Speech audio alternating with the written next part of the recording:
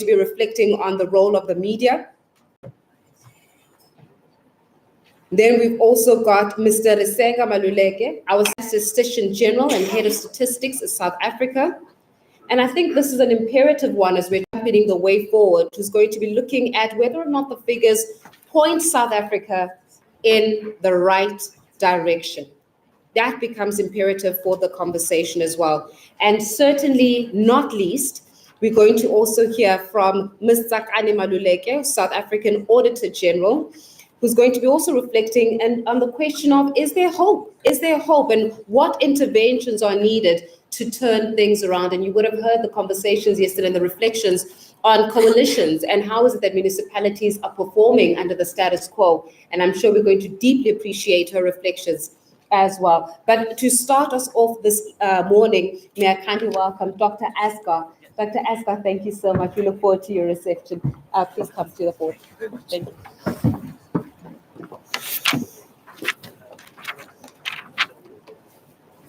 Well, thank you very much. Congratulations to Springboks and to all South Africans. What an exciting game. And thank you, President Motlanthe and Ms. Motlanthe, for the invitation to join this important forum, annual forum. I would like to, the presentation I have is about the multidimensional poverty. We have done some very interesting work in the with the research analyst at ADRS, Ludwig Engangilisbe, and it is being published, released next month. So give you an overview of what we have and its relationship to social compact.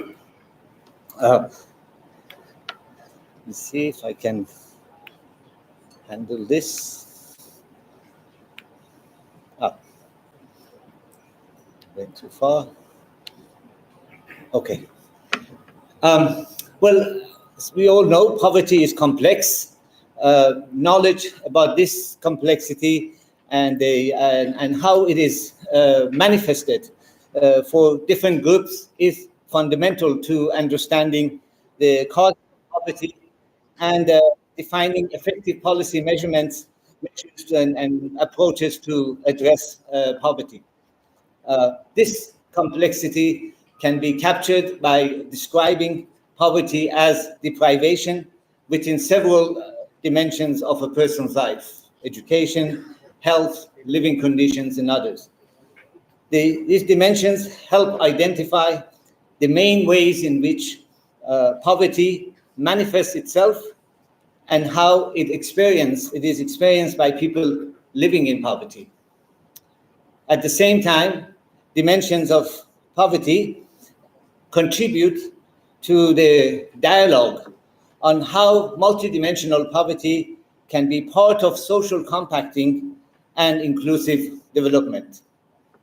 In a social compacting context, the dimensions of poverty can help establish a shared understanding of the current realities of poverty, as well as the goals of social compacting.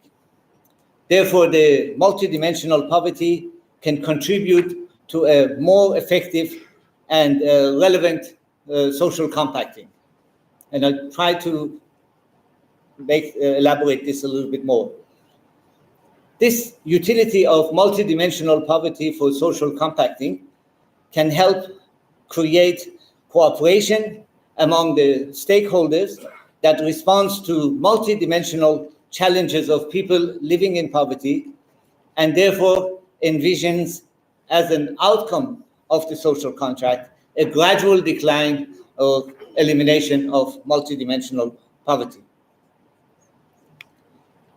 Now, there have been various studies internationally done on the measuring multidimensional poverty. An important document in South Africa was done by the Statistics South Africa, considered as a base document on measuring multidimensional poverty in 2014. Now, what the multidimensional, but in terms of how it is measured, what is the multidimensional poverty and how it's measured, multidimensional poverty considers multiple factors or dimensions contributing to deprivation. Now, these factors are assessed using specific number of indicators and cutoff points, using household survey that has number of questions about education, about health, about living conditions, about assets of households, and multiple questions there, and therefore the cutoff, those answers are used to establish the cutoff points. Now, multiple dimensional poverty represents these dimensions and indicators together with their those cutoff points. We have used the general household survey and considered 4 dimensions of poverty: education, health, living conditions, and assets, and using specific indicators for each of these. Then we have assessed whether these individuals are deprived of none, 1 or 2 or 3 or all dimensions of poverty, of these 4 dimensions. Now, if you look at the red part of this table, those are the 4 dimensions that we have looked at: education, health, living conditions, and assets. Then we used from the general household survey the number of indicators there. For example, on education, the years of education, years of schooling, and school attendance, and the cutoff points are there. That let's say if you are age above 15 and you have less than 5 years of education and you're not attending a school, you are considered deprived of education. Or another indicator that we have for the education part of the deprivation is about the school attendance. If you are between age 7 and 15 and you are not attending a school, you are education deprived. And the same thing with the health. You have several indicators with that. You have living conditions, 5, 6 indicators there, and the cutoff points there. And you put these together using the household survey. And when you put that together, you get something like this, where you'll be able to see what portion of the population, how many people are deprived of one of the 4 dimensions. Here is like 5.6 million in 2018, about 9.8% of population were deprived of one of the 4, or how many people were deprived of 2 of those 4 dimensions, and on, and then how many people are fully deprived of the 4, about 10.2 million, and how many people are not deprived of any of those 4 dimensions, and that's, give you about 8.9% of the population. Now, obviously, this is informative measurement of giving an understanding of what was happening in 2018. And these existing measures as a result of these multidimensional poverties are insightful but limited by their backward focus. And the year of the survey is the one that gives us an insight of what was going on. And what we have done is our newly developed dynamic measure of multidimensional poverty that will offers us a forward-looking view of the multidimensional poverty and makes it possible to assess the likely future impact of policies on multidimensional poverty. This is very new, and most of the work internationally are on measurement, and we have used modeling techniques to make this forward-looking. Let me explain this a little bit more.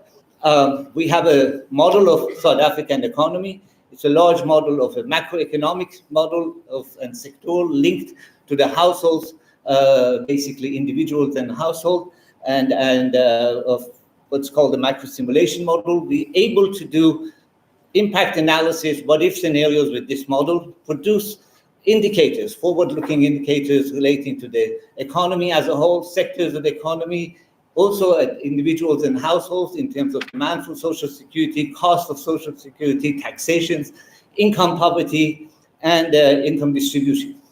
What we wanted to do is that to also integrate multidimensional poverty into this model so that when the model projects, it also provides projection of multidimensional poverty. And that's what we have done. As a result, in order to do that, we developed a set of through regressions, linked multidimensional poverty to demographic evolution of demographic in the country, social and economic conditions, and then integrated the results of that estimation into the model, and therefore enable the model to be able, by integrating these estimated equations into the model, then this augmented model is able to produce annual projections of deprivation related indicators at national level, provincial level, and by race and by gender. The detail of the methodology and approach is in the paper that's going to be released next month, and I invite you all to look at that. So when we apply this, to give you a sense of now what does it basically look, is that if you run the model-based scenario of a what-if scenario, for example, then you get a results now that is also as part of the larger projection between, let's say, 2023 and 2030. Now you see, well, what percentage of the population are deprived of at least one of the dimensions of poverty, and how does it evolve? What is the likely evolution? What's the trend in that specific dimension? Or what percentage of the population are deprived of second? As you can see, it's about declines gradually. Or what percentage are deprived of three of the dimensions of poverty? Or what percentage, whether the policies or that what-if scenario is significantly reducing the number of people or the percentage of people that are fully deprived, which is like declines from 9% to 6%, or what happens to people who are the number of people who are not deprived, the percentage of them declines, or stay the same, increase. And here in this scenario, for example, it gives you annual projection that it gradually increases by about, from 17.5% of the population to 36% of the population. This is very exciting. We haven't had this before. Internationally, actually, it doesn't. It's the first time that is being put forward, because we have had this large model that enabled us to extend it, augment it with this. Same thing we have now. You can look at this from a race perspective. What happened to the multidimensional poverty from racial angle? And here you see, for example, if you look at the whites, you see there's no deprivation almost among the whites, only very small number and percentage that are deprived of one or two dimensions, that also gradually eliminates over the next 8 years. But when you look at the Africans, the top panel, you see it's completely opposite, where the percentage of the population that is not deprived is very small. It gradually increases over the year, more than doubled, from 1.5% to 2.1%. Among the whites, if you're talking about 97, 98%. So it's very drastic. That's why it is important. There's a lot of information. On this. To conclude, the forward-looking multidimensional poverty, we think it equips us with a tool for multidimensional assessment of poverty alleviation strategies. Using the model results, we are now able to identify the extent of the deprivation among various groups, the location of deprivation, and also the effective intervention. We can use the model to do what-if scenario and run before implementing policy. What is the likely effect of it on, for example, reducing deprivation, full deprivation by 50%? If it's not giving us, therefore we need more interventions, more policies, and design the scenario, mix of scenarios that we are the likelihood of getting the results 10 years later, it becomes, become more possible. And then use the results also for monitoring progress toward that outcome. Moreover, in a social compacting context, a forward-looking multidimensional poverty can help establish the shared understanding among the stakeholders of the current realities of poverty, as well as the goals and targets for social compacting. And I think that's important, that the establishing what the final outcome that we agree on, and maybe multidimensional poverty is one of those that need to be looked at, especially when looking at these different aspects of the poverty. So finally, if we have in the Economic Modeling Academy to our partnership with GIVE, we're offering a course on poverty and inequality, modeling poverty and inequality, and this models multidimensional poverty, and the rest are being, presented and as a main focus of the course that starts in February. That if you're interested, you can contact me or Dr. Padi Rohotla and for more information. Thank you very much.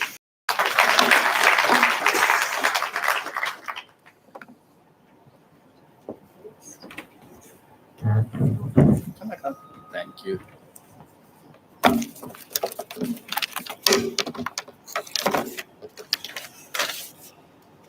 Good morning, everyone. I see a number of people who are absent this morning. However, as you see, this is celebration time together with my wife there. What a great day we had. I have to come there.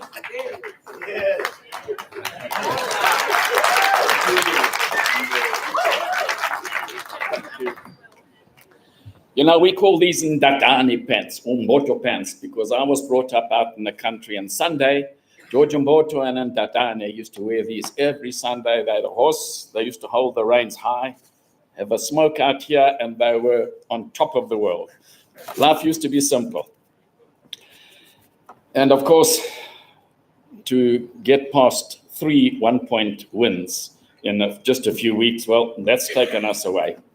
Now, my job really is also to welcome you as a hotel or as a resort, as your host.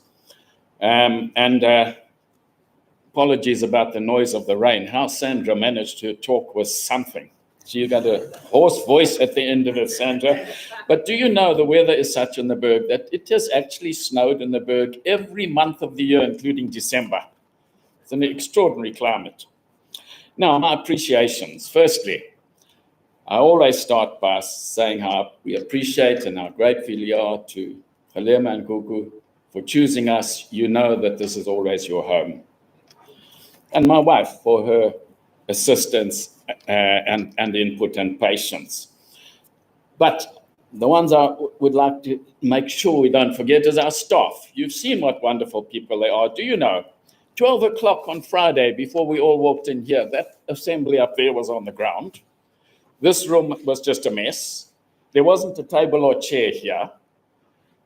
And at 5 o'clock, just after 5, when we walked in, this is what we saw. It's quite extraordinary what they do. And Colin, our AB man there, thank you. Now, as an old man, I'm also allowed some reminiscences. I'm really not going to try and talk at the level I've just been hearing people talk. You know, Ashkar, whenever Ashkar sits here, I always think he should have a bigger head. There's so many brains there. The most extraordinary, complex, wonderful modeling together with Piley. Really incredible. I'm so appreciative to even hear it all. When I was at university, we used to have Prof. Trotter, 1966, Economics 1, who said to us, well, 2 things. Firstly, he gave us one lecture on econometrics. That was the new subject, but we didn't have computers. We probably used an abacus, I don't remember.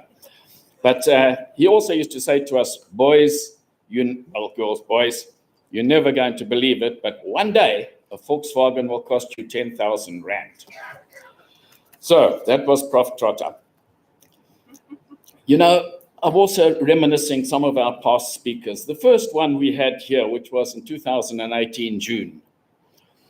We had our president, Cyril, sitting here. He came up here. This room was electric, waiting for him to speak. He was animated. He was emotional. He talked about imagining our way forward. And we walked away with such absolute optimism and hope, and we believed in that. And, you know, what does one do? The promise of that great future has been hard to come by. Another speaker was Ivor Chipkin. I remember his his speech was betrayal of the people. At that time, that was it, and state capture 2018. And, you know, I do have a small comment there that is not too much has changed, unfortunately, from then. So, and so many of these problems we have were self-inflicted, but I'm not going to all the detail. There are too many clever people who've done this already. Another great speaker we had here, last year, the year before, Hernando de Soto. Now, Hernando wrote a book called Dead Capital. The academics amongst you will have read it. Those who haven't should really look him up. He's not, when you look it up, Hernando on Google, the explorer. He's the economist. And his discussion about how land without ownership, or people who live on land without ownership, is dead capital. And it was difficult to explain to him the complexities, for example, of our Ngonyama Trust, because if ever there is a low-lying fruit, it's that. 28,000 square kilometers, 3 million hectares, nearly 30% of KZN's land sits there with people owning all that property, and not one of them has a title deed. Imagine if they were. They can't go with their PTO's permission to occupy to a bank and have a bond, so they can't leverage. If you said 1 million houses times 100,000 each that you could leverage into a house, into improving your property, whatever, feed it through the economy. It's just such a low-hanging fruit and growth foregone. It's a pity. Now, I can only say at the end of listening to all the speakers we've had, it's been a wonderful privilege to have them all. People have given of their time and genuine contributions. So I really can say I'm really proud to be part of these meetings. In that, I think we've been true in maintaining our commitment to contribute to the social dignity of our people, much of which is foregone. Now, I've just been overseas. Just a few comments about divisions that I see. The Americans, between the Trumpists and the non-Trumpists, it is so divided and fractious amongst them, I was amazed. Although what really got me down, did you see Trump likening himself to Nelson Mandela? Did you see it? It was on TV just the other night. You can look it up on YouTube. That he's doing it for us. Can you even imagine? And then I came across people from the UK, found Brexit, pro-Brexit, Europeans, quite often very opinionated about migrants, non-migrants, and so on. So I must say I found that besides going to the higher levels of conflict like Ukraine, Israel, and so on, just at the people level, seems to be so much dissonance. Then I also came back with another take. You won't believe it, but you know who I'm talking about, Mr. Kiswete, our taxman. I actually think he's a jolly nice man, and I'll tell you why. I went into a tomb. At the top it said 1539 BC.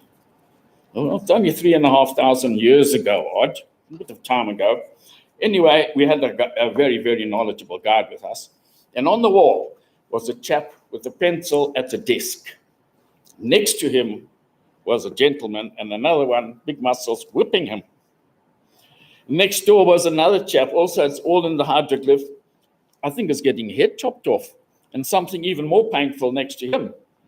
What on earth is this hieroglyph? I said to the guard, what is this? And he said, well, that's the people who don't pay their taxes to the Pharaoh. So now you can see Edward Kiswete is a hell of a nice man. So I'm going to end with maybe a silly remark. I still feel that people haven't clearly understood if we had just had a 2% a year additional growth, which wouldn't be asking much, would be under 3% with all our resources and so on, and you did that for 10 years and compounded it, you'd get an economy 25% bigger. Your GDP per capita would be right up there. Your taxes would be massive. You'd probably have 3 to 4 million more people employed. And that was, I think, within our hands. And maybe that's the future that we actually have to talk to the people with, because it seems to me everyone's punch drunk. Everything seems to flow over them. Another wild card, an amnesty. every speech I've made here for these 5 years, I think it's not that popular. It goes down a bit like a lead balloon. But I still believe that an amnesty might be a rallying call. Everyone talking about a rallying call for conventions, for social compacting, and so on. Maybe a bit of forgiveness, which would be an amnesty, but they pay for it because they've got to pay it all back and all the rest of it. And would then enable our NPA to focus on those who remain and don't take it. I just think we'd be better off, and it would be a positive step going forward. Just to conclude, everyone, please drive carefully on your way home. You've been so welcome. I hope you felt the heart of Champagne while you've been here. Pity that the mountain's excluded, but you saw it on Friday. It's a beautiful place. Everyone, take care, and thank you for being here.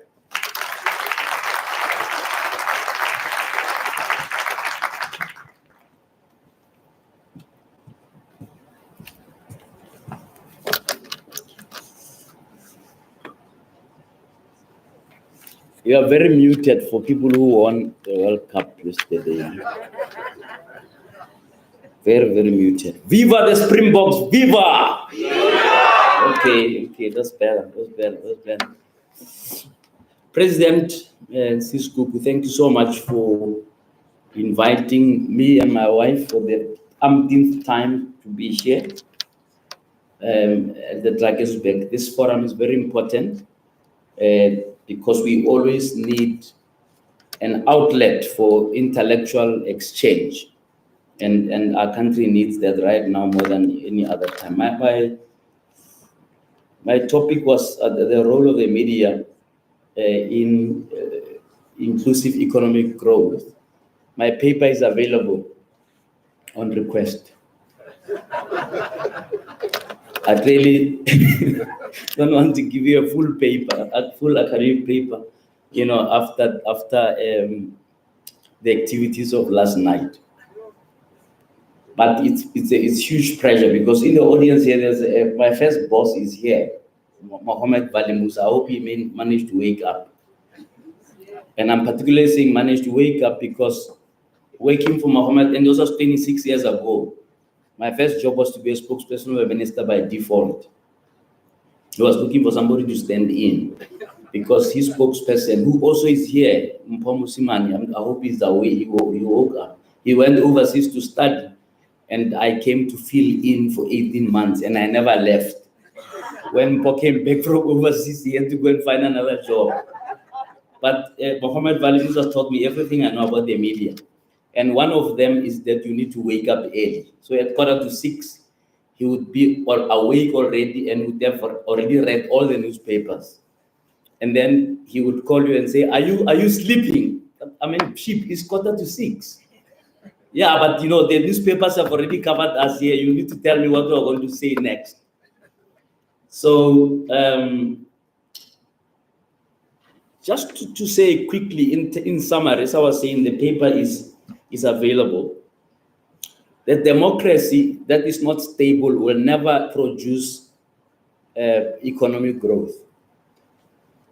So if we had a democracy where there are no stable governments, for example, as we have seen at some of the local governments, I'm told there are some that are stable, but that may also be on their knees in terms of financial mismanagement and all of that. So a cocktail of all of growth. So you need a stable democracy.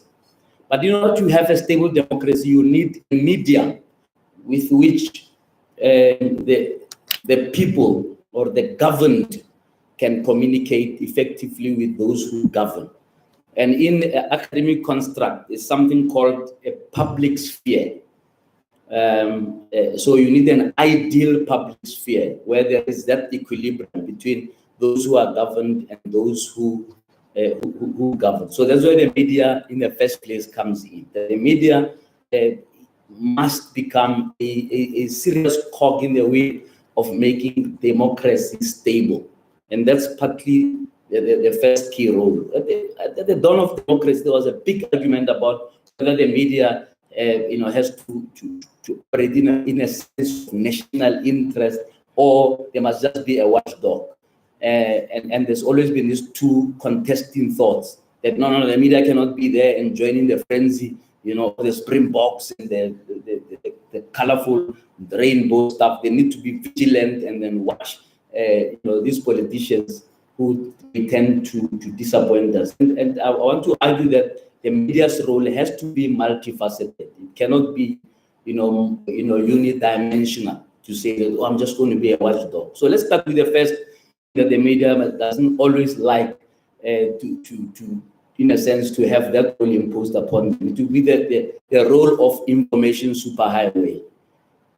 Because we're talking about inclusivity. So if people are ignorant, they cannot be included.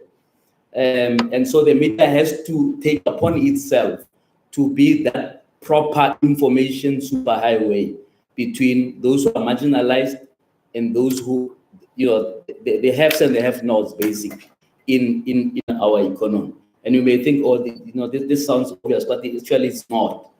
I don't know how many of you here, when you watch the news, there's economic news, then this board that comes up that says markets are going up or down, and there's a red arrow facing this way, green arrow facing that way, and they say, the dollar is 19 rand. The media has even given up on trying to explain what all that means. That actually, when that graph comes up, they just play music in the background. And then hope that whoever is watching, you understand what on earth is talking about. If I ask all of you here who actually understand that graph, there'll be few. Right? This one is okay, the dollar 18, okay, maybe that's all. The rest of the other things, we don't actually know. And the media has taken it for granted that if you watch that section, you know what's going on. But there's a whole new generation of people who don't know what this is all about. And so you can't talk inclusivity. Immediately, half the population who are switching on in that bulletin don't know what's going on, so they are automatically excluded. So it's a small club of people who understand what on earth is going on. A colleague of mine, who runs a program on Kaya FM called Kaya Base. It's one of the most simplified programs, and I challenge you to listen to it at 6 o'clock, where the economics or what we call the econospeak is being simplified. And that way, I think that if more media can do that, we could find a way in which there could be inclusivity. So there's this idea of just building a bridge between ignorance and information on economic issues, so that we can actually have a meaningful inclusivity. So that's the first key thing like that. If you open the Business Day or Business Report or any of those sophisticated publications, they no longer take the time to go back to basics about the economy. And so they've segmented their market, and frankly, they can't care about everybody else who doesn't understand what's being said there, right? If you open, on a quarterly basis, companies produce results. And good luck if you can understand half of what's written there, right? Very few people understand what's in the company's annual reports, for example. And there lies information about investment, about opportunities, about et cetera, et cetera. But they are written in such a way that they've already narrowed involvement or inclusivity, right? So that's the first real role that the media can play. And that doesn't mean it's an anathema to profit making, and although they can still make those profits, but add there some kind of patriotism that says there was a lot of people excluded and marginalized, and we can include them by just simplifying how, as the media, we articulate the information. That's the first part. The second part is watchdog, and I know that and this one the politicians don't like it much when you say the media must be a watchdog. We are told that just since 1994, just close to R1 trillion, if not more, has been wasted on corruption. And a good percent of that waste was exposed by the media, whether be it arms deal or state capture corruption or oil gate. There are all sorts of corruption scandals there. If you aggregate all the money spent or wasted through those, you can argue that that money could have been better used for inclusive economic growth, could have been better used to stimulate economic activity, etc., etc. So it's important that we are vigilant, and the media has to play that role of continuing to be vigilant. Every year the Auditor General pulls her hair, and I think it's relevant now that she's late. She pulls her hair. So, oh no, the previous Auditor General had no hair to pull. After a few reports, and they don't actually need to issue any new reports, right? But the same report. The last 3 years is 50 billion. Last year, 40 billion. I don't know how many billions this year are going to be said to have been wasted.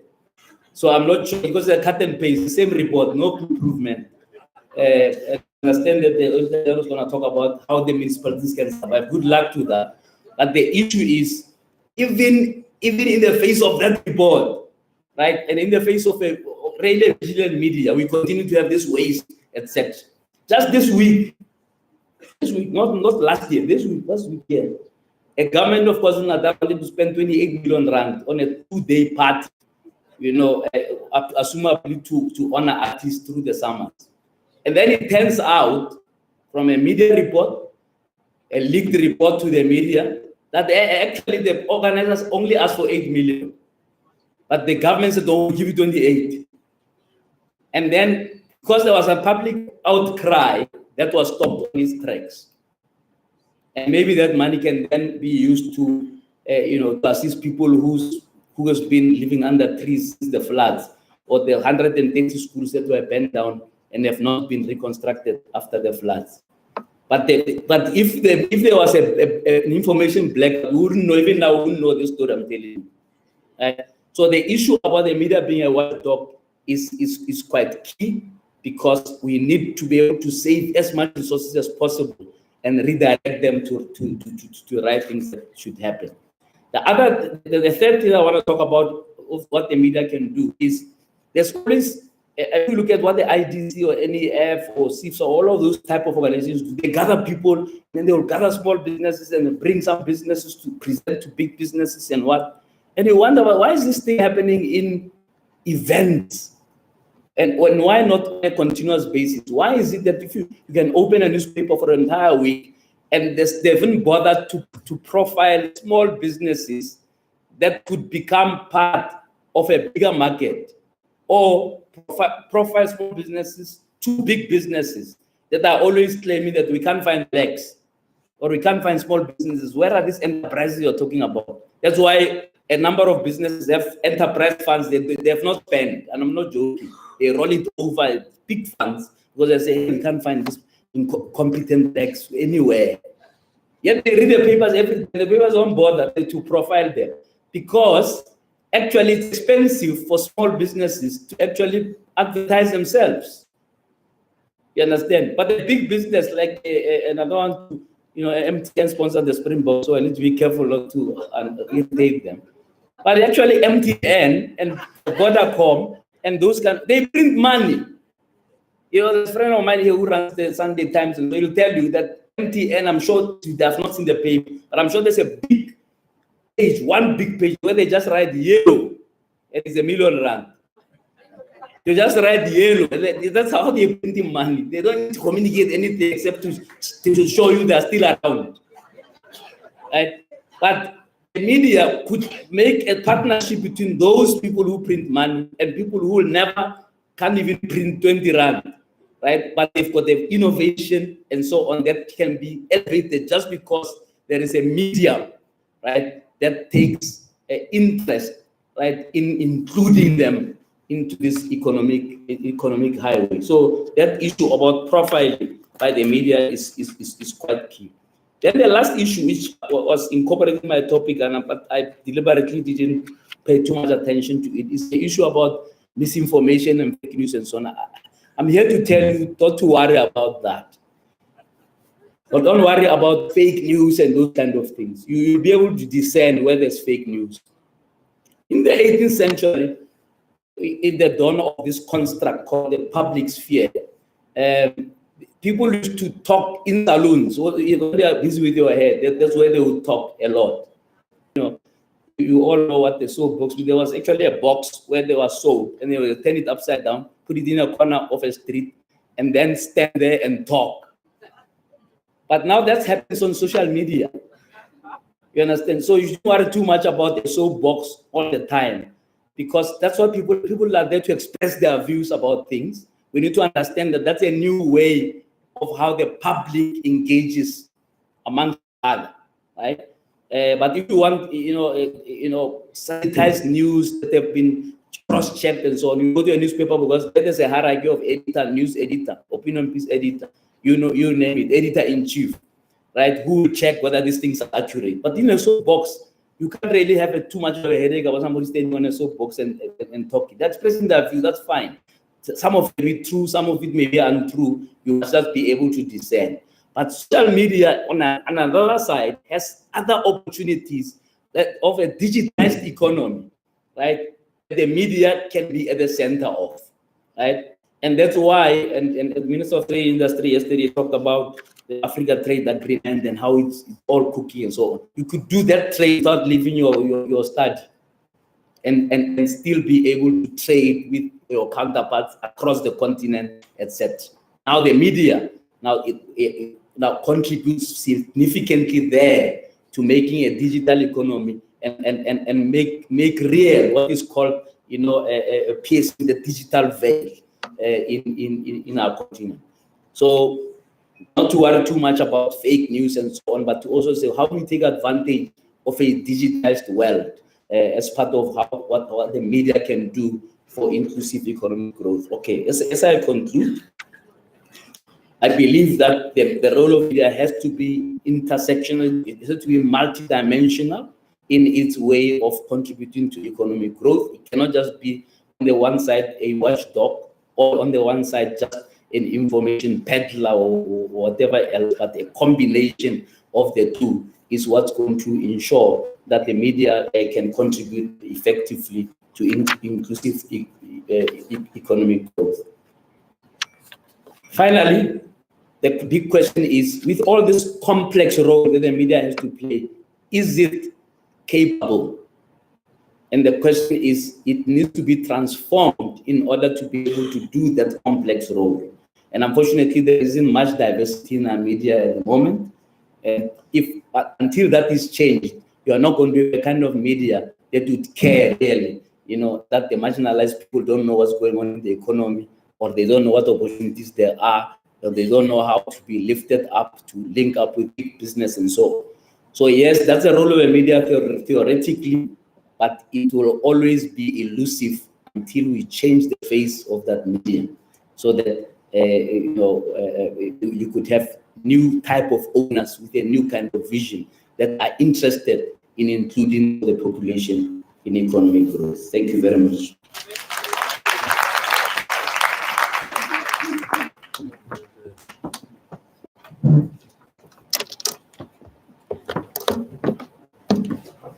Thank you, Faith. And I was wondering if I would do a very good job in speaking after JJ.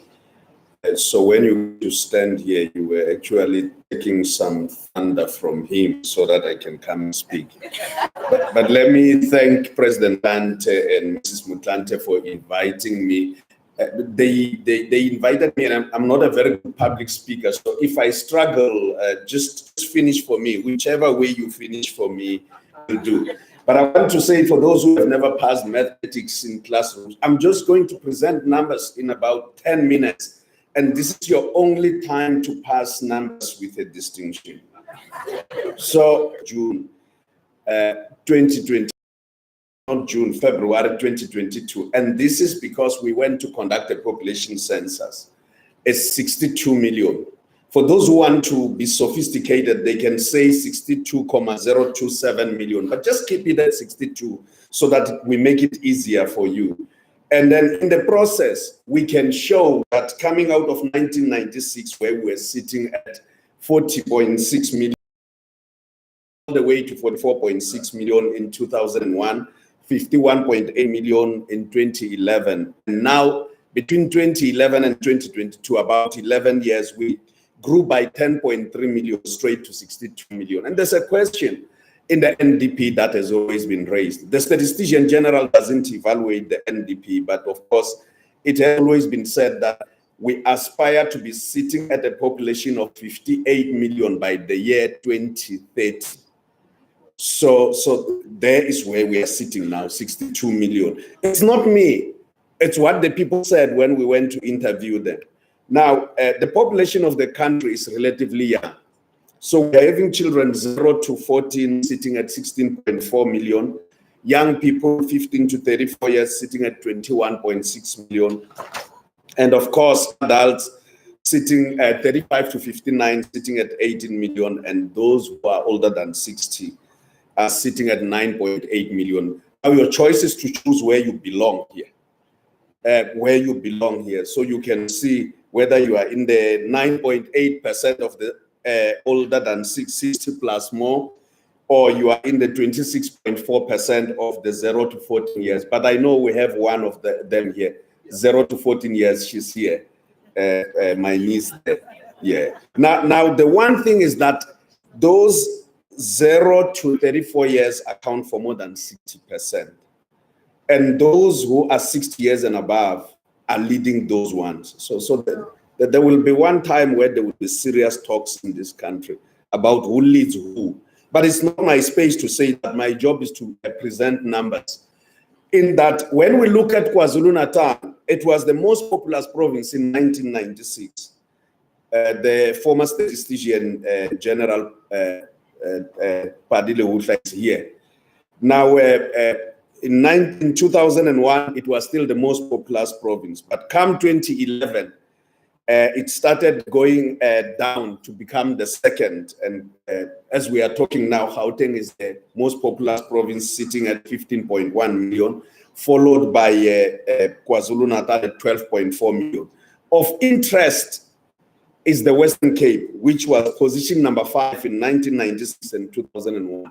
It's now position number 3. It's actually growing. What is happening is that in 1996, 2001, people from the Eastern Cape used to live and work there and leave the children behind. Now they are moving with the children. There was a statement by the then Premier, Helen Zille, when she said, we are having people coming to school in the Western Cape, and she was dismissed.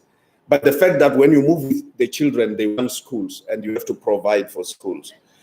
And of course, we can see that the least populated province is the Northern Cape, regardless of the fact that it has a lot of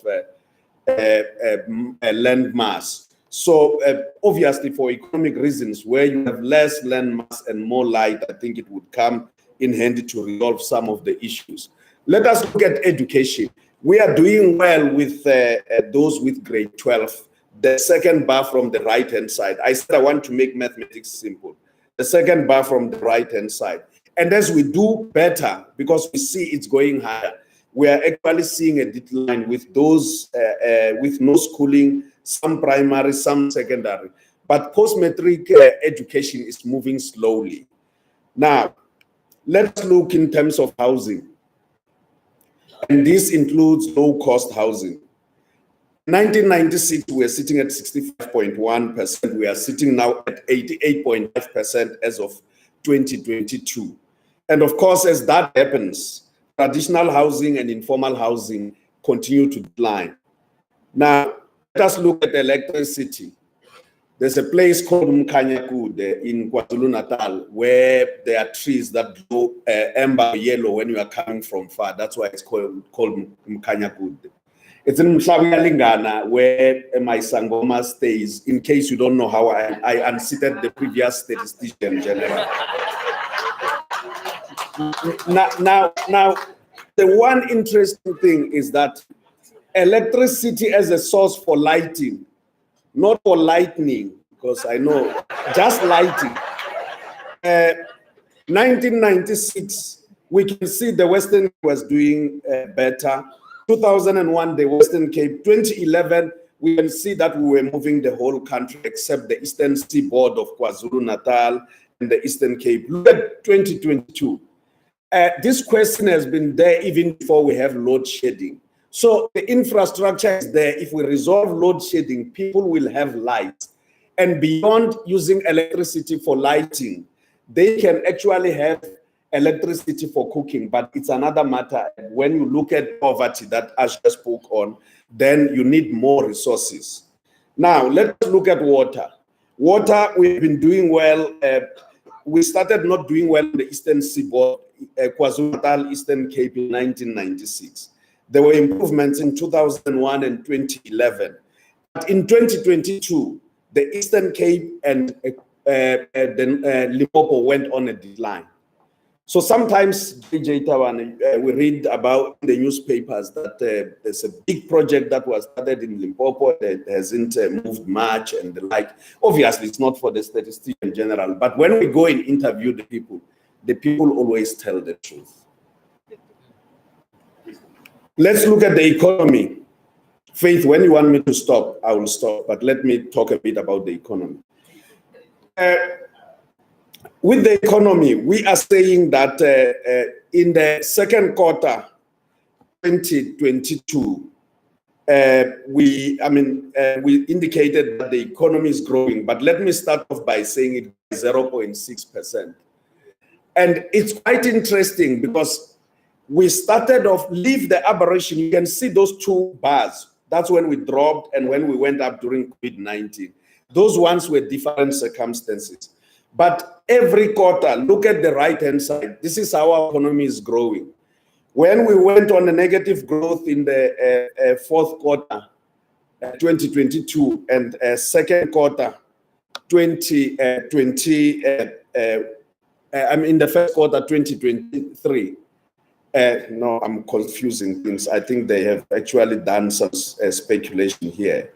Those my guys in the office, because we haven't entered that space. When we went into the fourth quarter 2022, there was an issue that we went on negative growth. And then 2022, again, we went on 2021 first quarter, we went on positive growth. And in that positive growth, what worries us the most was that it was expected that would go negative. And it was said that if we go negative, we would enter a recession. Now, there's a problem. There's a talk that we have technical recession. It doesn't matter whether you are hungry or not hungry. If you're hungry, there is no technical hunger. You're hungry. So this is jargon that we use. But I want us to go to this slide mainly.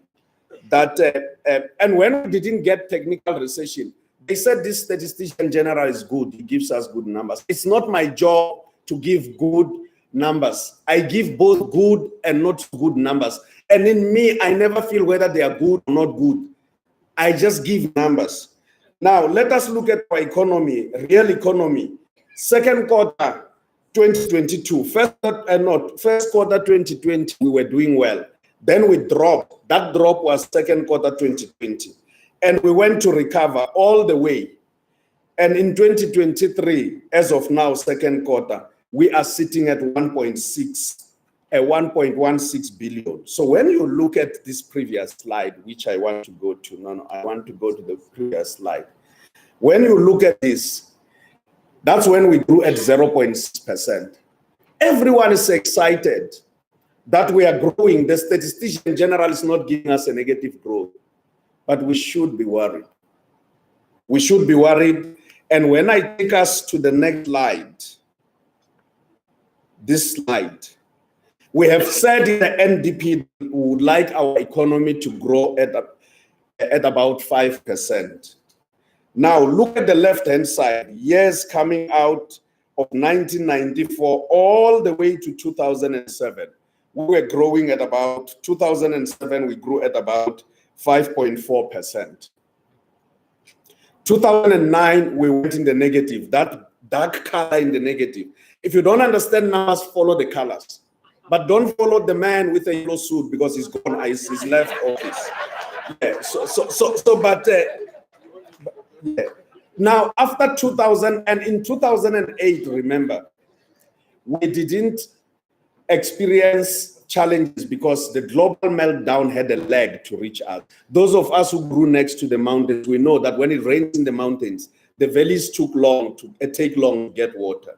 Now, going all the way, after 2009, where we had a negative, which was the brown in the middle, the greens on the right-hand side haven't gone higher than 5%. Of course, we have the longest drop in 2020 and the highest growth in 2021 at 4.7. But that one is because the 2021 we're coming from a low growth or a low base. So the fact is that our economy is not growing sufficiently enough as a country. So we have a population that has shot the limit. 2030, we had said we want to reach 58 million. We are now sitting at 62 million. And our economy is not growing at that rate. So although the bases are not the same, and come COVID, look at what COVID did. The darker blue color was at the time when we started experiencing COVID, the darker blue color on the left-hand side. After that, we lost 2 million jobs. We went from 16.4 million to 14.1 million. And slowly, we are recovering. On the right-hand side, we are back to 16.3 million. We are almost at the same level where we were in 2020 with the number of people employed. The population is growing, but in terms of employment, we are actually 3 years behind because we are where we were in 2020. Now comes another challenge, unemployment. This unemployment rate, when we are saying we are sitting at 32.6%, which is our headline number because we track the narrow definition, we are talking about 7.9 million people actively looking for employment. That is, for a minimum of 4 days a week, they are actively looking for employment. So we have 16.3 million people, we have 7.9 million people that are unemployed, 16.3 million employed. And of course, we haven't spoken about the discouraged work seekers. When we start adding the discouraged work seekers, that is 3.2 million of those, as well as another 800,000 who didn't look for employment but would have taken it up had it been available. So they were not discouraged. We come to 11.9 million people unemployed in South Africa. So the point is, the 7.9 million unemployed is the headline figure, but the real problem is 11.9 million. Let's talk about poverty, and I'm about to conclude, Faith. I have 2-3 more slides quickly, if you allow me. We are saying that we are tracking in our National Development Plan the lower bound poverty line, which is the yellow line in the middle. So what it means is that food poverty line, anybody in a household, any person in a household who doesn't earn 700 rands a month is at a risk of being poor, food poor, or risk of experiencing hunger. But any person who doesn't earn 1,058 rands will be classified as poor in South Africa. Now, those who can make a decision on the upper bound, whether they can have a cell phone or something, at the higher level of 1,500. Let us look at, as of 2015, how many people were poor in South Africa. We are in the field now and we'll come back. The last statistician general before I came into office left with a log. He logged the poverty numbers at 40% and he ran away, and National Treasury could not fund us. So it's only now that we are in field. He gave me the key to go and get money from National Treasury. We are in, and then we should come with the numbers. But as of 2015, the number of people that were poor were sitting at 40% in line with the NDP. And now, after 2015, we have experienced COVID, we have experienced job losses, and we are saying that years of schooling as well as employment are the biggest contributors to poverty. With employment being slashed, of course, I don't speculate. My job is to go and measure. So I'm about to go back and measure. This slide says, I have to explain this one, Faith. I have to explain this one. When I was growing up in the village, our mothers used to write letters to our fathers in urban centers, but our mothers could not read and write, so they relied on us as their scribes to write. So our mothers could not finish a letter with, "I miss you, my husband," because children were not supposed to hear those words coming out of their mouths, their mother's mouth. They would go deaf, according to village legend. And they could not say, I love you, my husband, because children were not supposed to write those words on behalf of their mothers. They were going to go blind. So mothers and fathers had to find a standard way to end a letter amongst the Batonga people, amongst the Bavenda people, amongst the Xhosa speaking people, they would say, and amongst the Botswana people, they would say that Kifeta Onafa. Amongst the Bapedi speaking people, they would say that Kifeta Onamo. And amongst the Basutu, Baswabura, they would say, Katitumdiso na waten. And in isiZulu, they would say, Amaningang now. So even myself, I need to assure you that Amaningang now. But I can assure you that the English and Afrikaans people would say, I miss you, Eklifa Joe.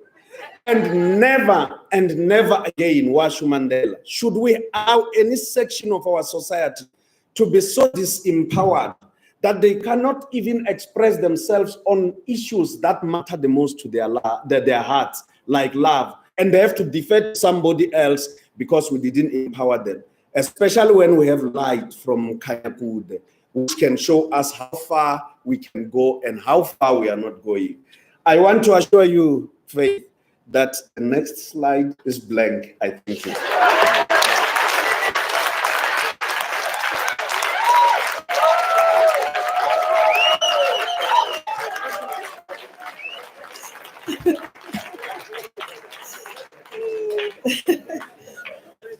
What a thrill it is to address you right after my brother, who has spoken for the Maluleke Bangwana Tikan. So thank you, Ngomungwanat. Faith, good morning to you. I'd like to greet the patron of the Kgalema Motlanthe Foundation, President Motlanthe, and Executive Trustee, Mrs. Motlanthe. Thank you for having me here this year. I'm really delighted to be here. It's wonderful to be amongst the distinguished speakers and delegates at this forum. My fellow panelists and experts in different fields, ladies and gentlemen, a warm greeting to all of you. Last night, we celebrated the triumph of the Springboks in Paris, and the path that had followed as they chased their record fourth world championship was characterized by unity, by grit, and by unrelenting hope, typically South African. This gathering this weekend, with this impressive list of speakers, of thinkers, of doers, inspire hope that we can confront our many problems, that we can define a different path that will get us closer to realizing the country that we all dream of. We can do this if we choose to display grit, unity, and hope. The question posed to me in this conversation relates to our experience in the work that we do at the Office of the Auditor General, whether there is any hope for turning our municipalities around so that they have a positive impact on the many people whose lives are greatly affected by their performance, good or bad. In brief, the work that we do at the Office of the AG is in good year, and the law specifically provides that we use the mandate that we have to audit and report on whether or not public finances have been managed in a way that is prudent, that is effective, that's characterized by good governance, that's supported by appropriate accountability and transparency. We audit on three critical areas, and I'm sure you've heard this before. We look at whether or not financial information is credible, whether the financial statements are correct. We look at the credibility, the reliability of the service delivery information, it's called a performance report. And we also look at whether or not the key laws and regulations that relate to financial and performance management have been complied with. And then more and more, we look at whether or not material irregularities exist and whether they've been dealt with. And I'll come back to it. But what I'd like you to remember for the moment is that that aspect relates to whether or not the people that run that institution have been responsive and responsible, and whether or not the Auditor General has had to use her powers to enforce action. The work we do is done by Team AGSA. It is a team of 3,600 people strong, 1,300 of whom are professional accountants and auditors that have a particular designation, whether it is that granted by SAICA, South African Institute of Chartered Accountants, by SAIGA, Institute of Government Accountants, by Information Systems Auditors, by ACCA, and a number of others. 700 of the people, 750, I beg your pardon, 750 chartered accountants work full-time in the Office of the Auditor General. 1,200 of us are people who are graduates that have entered our work environment to gain experience and form part of a regimented program that prepares them to qualify as chartered accountants. It is a program that's accredited by SAICA. It's one of South Africa's largest accredited programs. And through that program, we're able to help young men and women qualify as chartered accountants and realize their hopes and aspirations of changing their lives and the lives of their families. And you can imagine being a South African institution that represents South Africa as it is. The gender category fully aligned to the South African population. Racial representation looks just like South Africa. Age looks just like South Africa, absolutely. So 65% of the people that I get to work with are under the age of 35, many of them dedicated professionals. And I just want to add one more statistic as I brag about Team AGSA.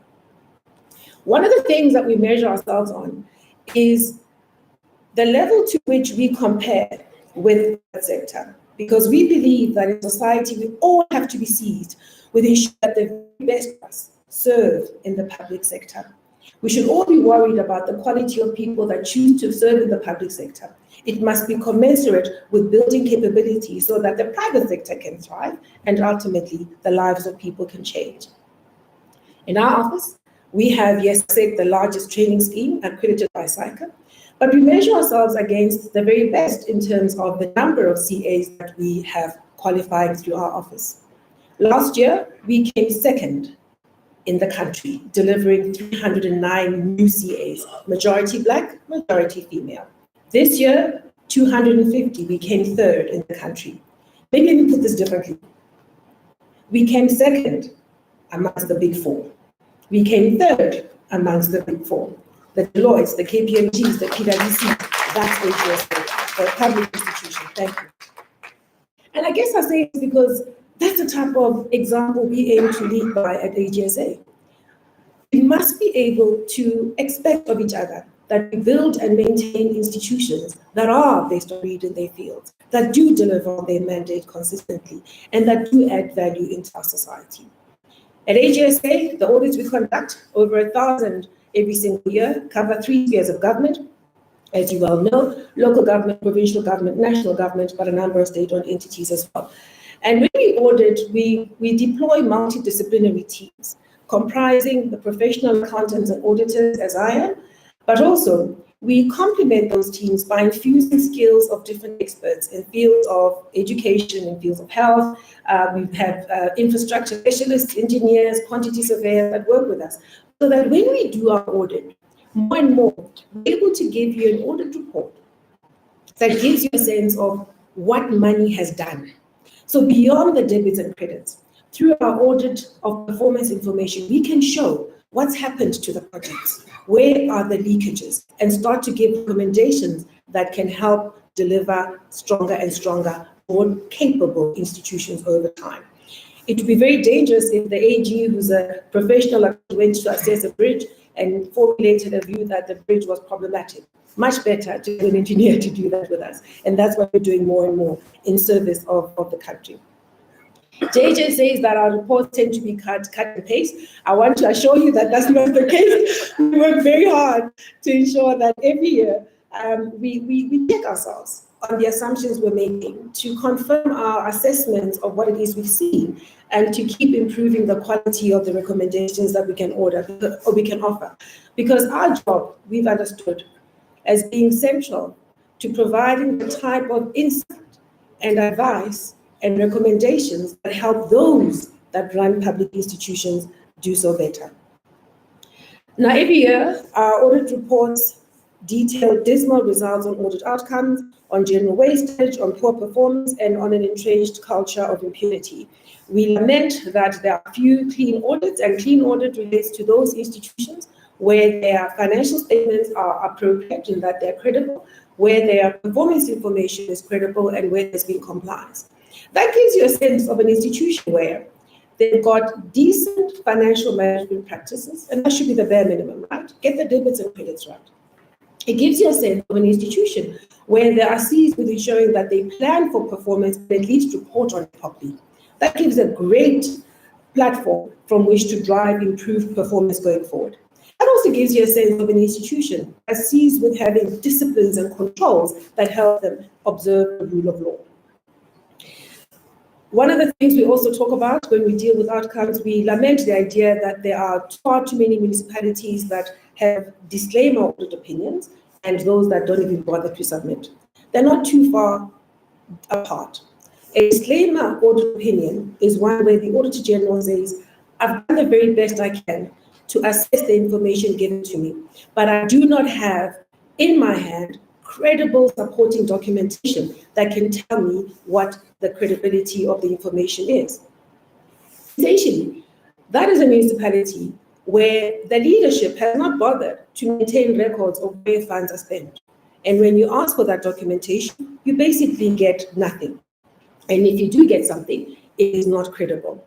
And that should worry all of us, because at the very bare minimum, if you're looking after somebody else's money, you should be able to say what it is you did with it. We often lament about the lack of attention to service delivery information, which then leads to service delivery failures. If you do not have in a performance plan some budget, some expectation that the engineering department will maintain your infrastructure, no wonder it doesn't happen. If you do not have in your service delivery plans, project plans that are consistent with your budget, that are consistent with your long-range plan, that are informed by the capability you have or can source, no wonder projects go unmanaged and funds are gone. We then also report on compliance matters. And one of the things that we keep highlighting here is that when we inform the public about irregular expenditure being high, what you should be understanding through that message is the abuse that comes with the number. Now, the numbers are important, I agree.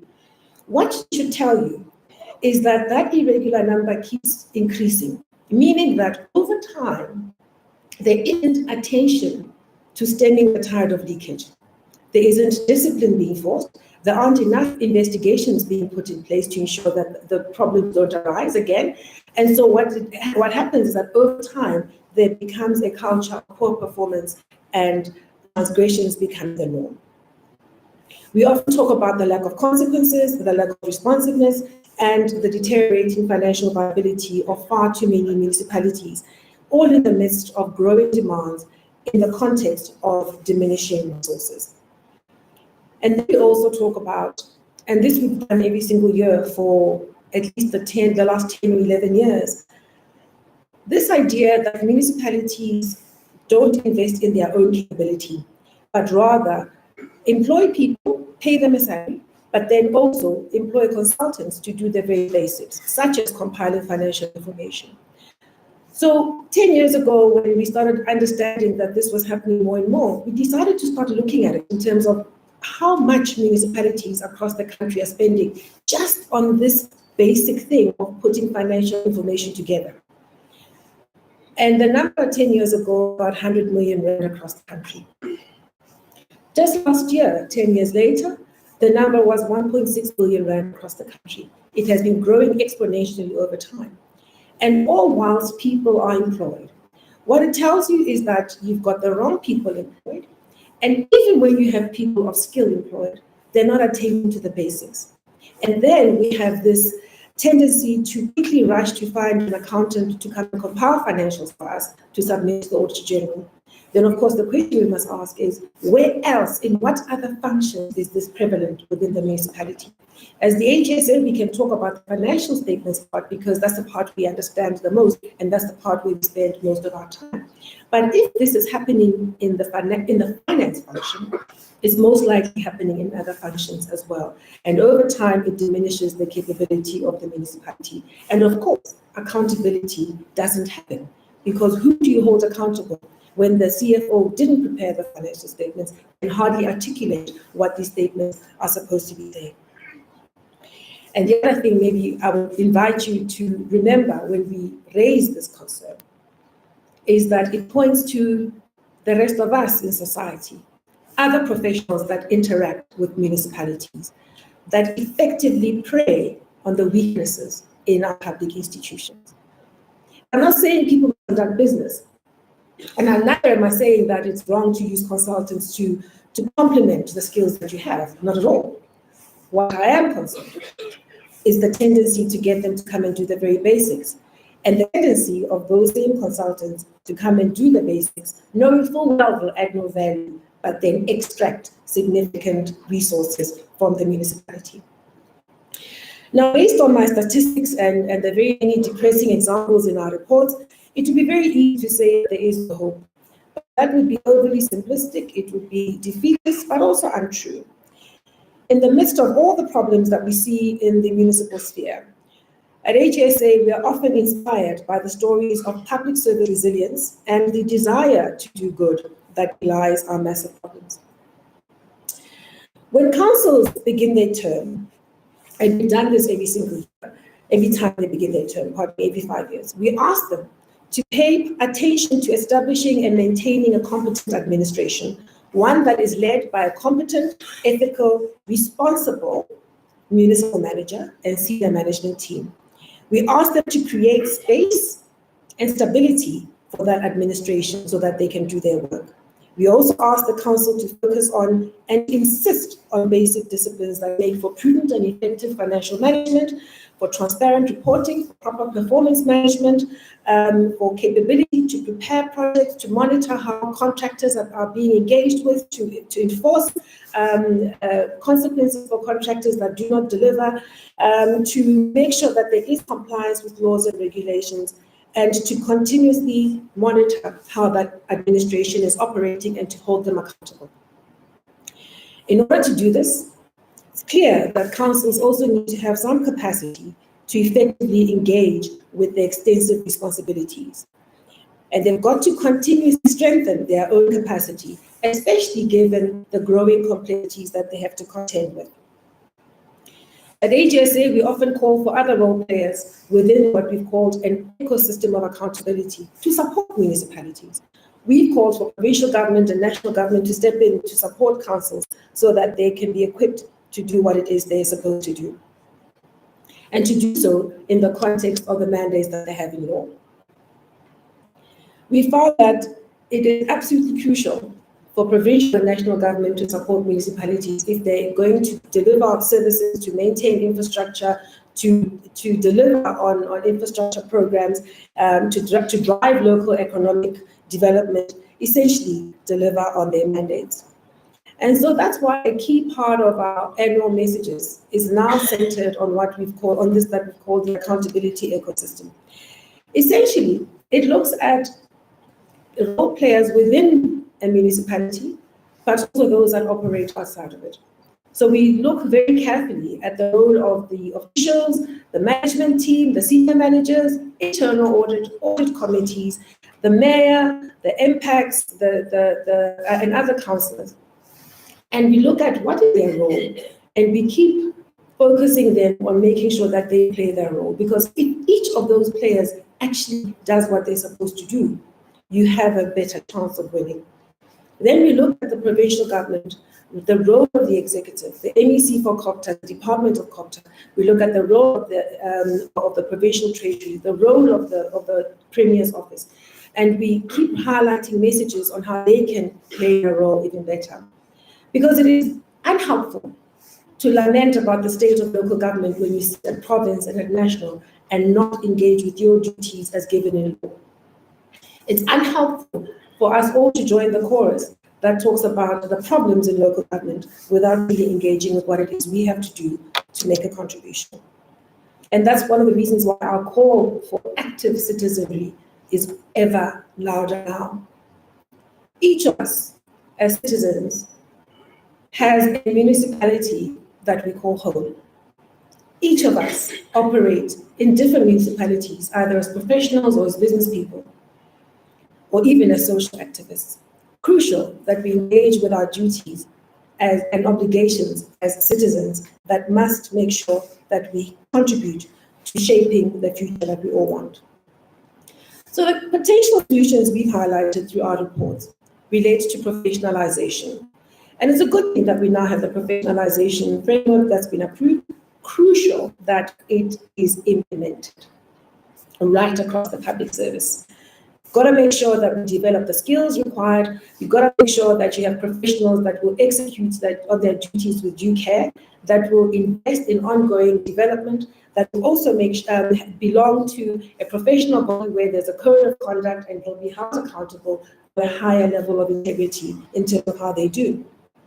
We've got to make sure that we create conditions in those municipalities where professionals will find it viable to choose to serve, to grow, to contribute, to thrive. Crucial that we capacitate councils and councillors. Political parties are responsible for ensuring that they allocate or deploy people that have the competence to do the job at hand. Fortunately, a number of them are listening. What we're seeing is that following the 2021 local government elections, some of the political parties listened to this message and they deployed people who have better capability. I met a CFO, Aloji, thank you. I met a CFO recently in one of the municipalities, and she says to me, she's been in KZN. She's been in that municipality for about 10 years. I asked her, how are things going following the 2021 elections, because everyone talks about the big disruptions at councils.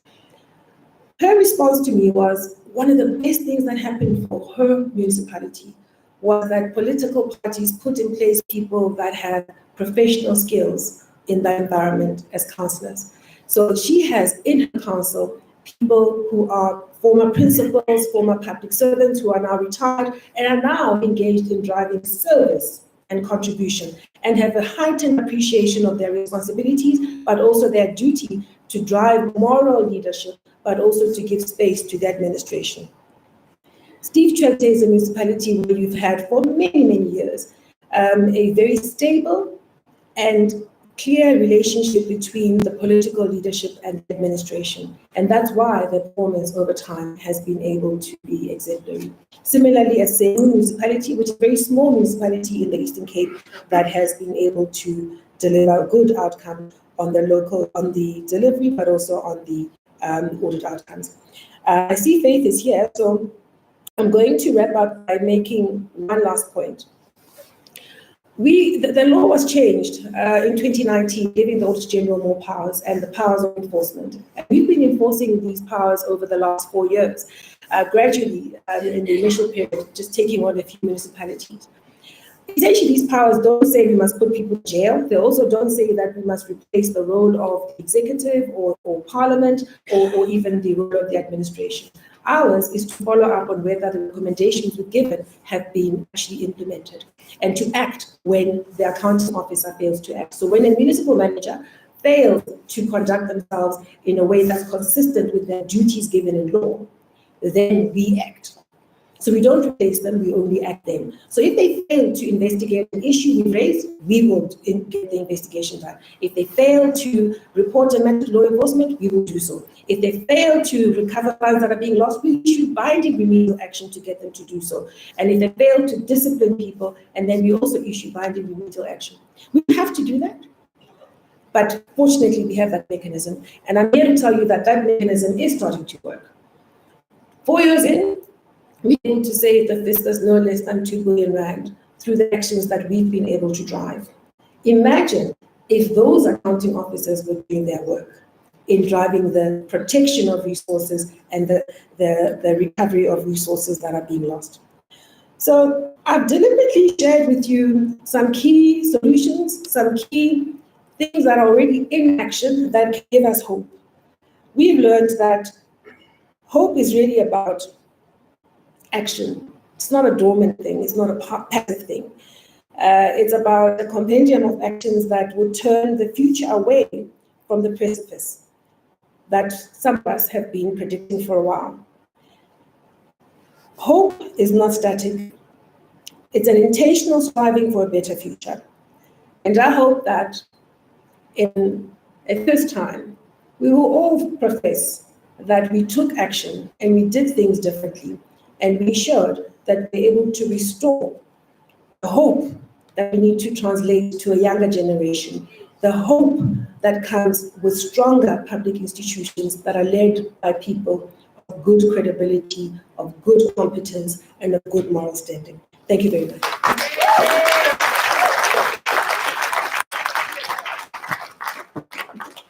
Thank you so much for contributors. One thing fantastic. Please give them another round of applause. Thank you so much, everybody. For our especially. Thank you very, very much. Much appreciated. You're relieved of your duties this morning. Much appreciated as well. I think it's given us opportunities to reflect and, of course, some insights in terms of where do we take this hope forward as well articulated by our Auditor General. Now, colleagues, I know that on the program it says that we're going to be hearing from our plenary report back, given the breakaway session that we had. We're going to just shift things around a little bit, just in awareness of time, and also we've got the ambassador of the Arab Republic of Egypt, Botswana, who needs to leave. So may I kindly request that the plenary session, the report back, will be just after His Excellency Mr. Ahmed Taher Al-Fadi, who's the ambassador of the Arab Republic of Egypt, Botswana, Lesotho, as well as South Africa, comes up onto the podium really as a regional contributor, just to deliberate on matters of connectivity, movement of people, as well as increasing, and I think this is very profound, intra-African trade. Thank you so much, Ambassador. Please come on up.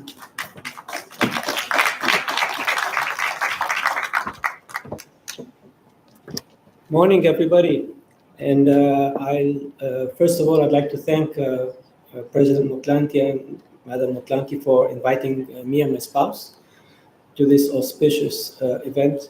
But more importantly, also to join others in congratulating yourselves and us on the yesterday's match. The Springboks, I see they've won the Brits by 1 point, as they say, and then the French by 1 point, and also New Zealand by 1 point, probably just to make a point. And they have. The topic today, the issue of connectivity and movement of people and increasing intra-African trade. I think when we talk about connectivity, first we need to be cognizant of who are we going to connect with, and then decide if it's going to be a good idea or not. And if so, then move on forward to see how we're going to do that. Who are we going to be connecting with? Whether it's South Africans or Egyptians or others in the continent. We've heard a lot about South Africa throughout the past 2 days, dissecting a lot, and even to the extent by some of inducing potentially a degree of depression. But yesterday was a good antidepressant, the match. But let me tell you about Egypt a little bit for you folks to get a feeling of where you are as South Africa. I've heard a lot of anxiety about the fact that there are about 2,000, a little more or less every year, of protests here and there. Folks, we've had 2 revolutions. So it's not just about protests or even the civil unrest that you've had here in July 21. We've had 2 revolutions in 2011 and 2014.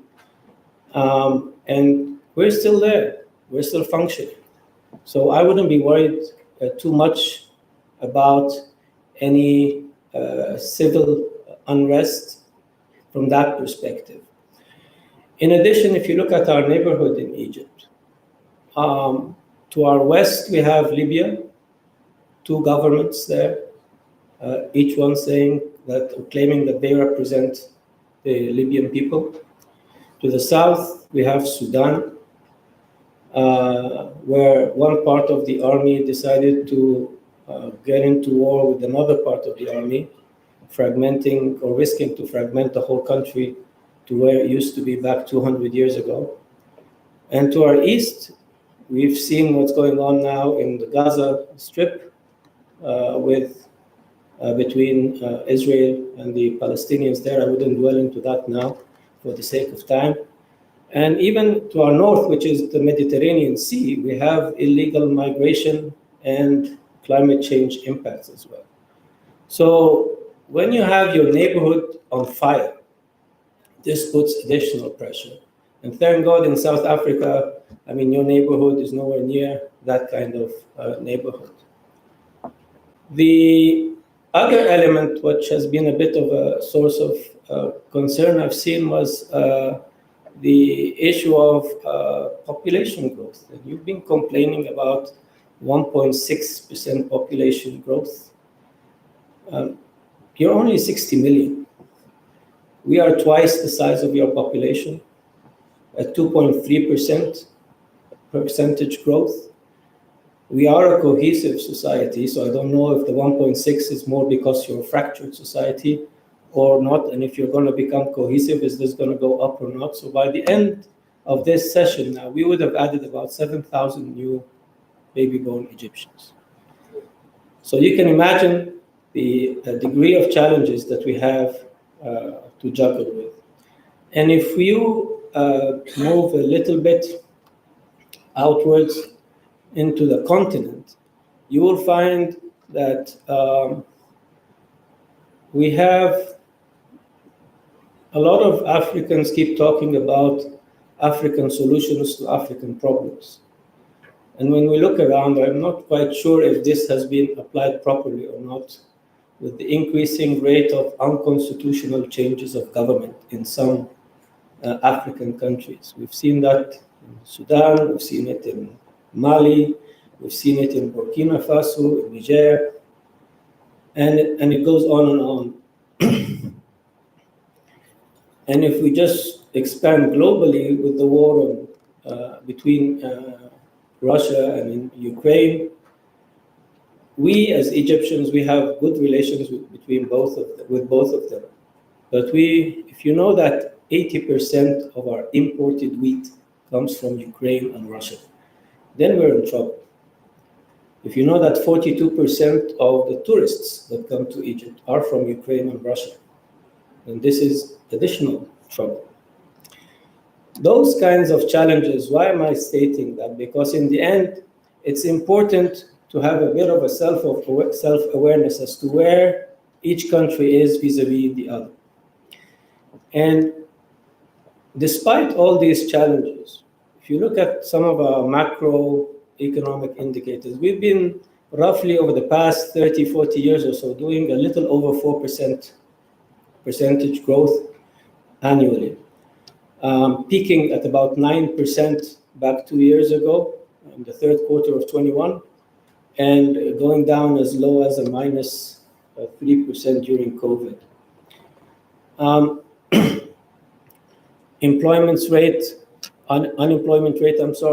is about 7 to 8%. And we've done quite well when it comes to infrastructure.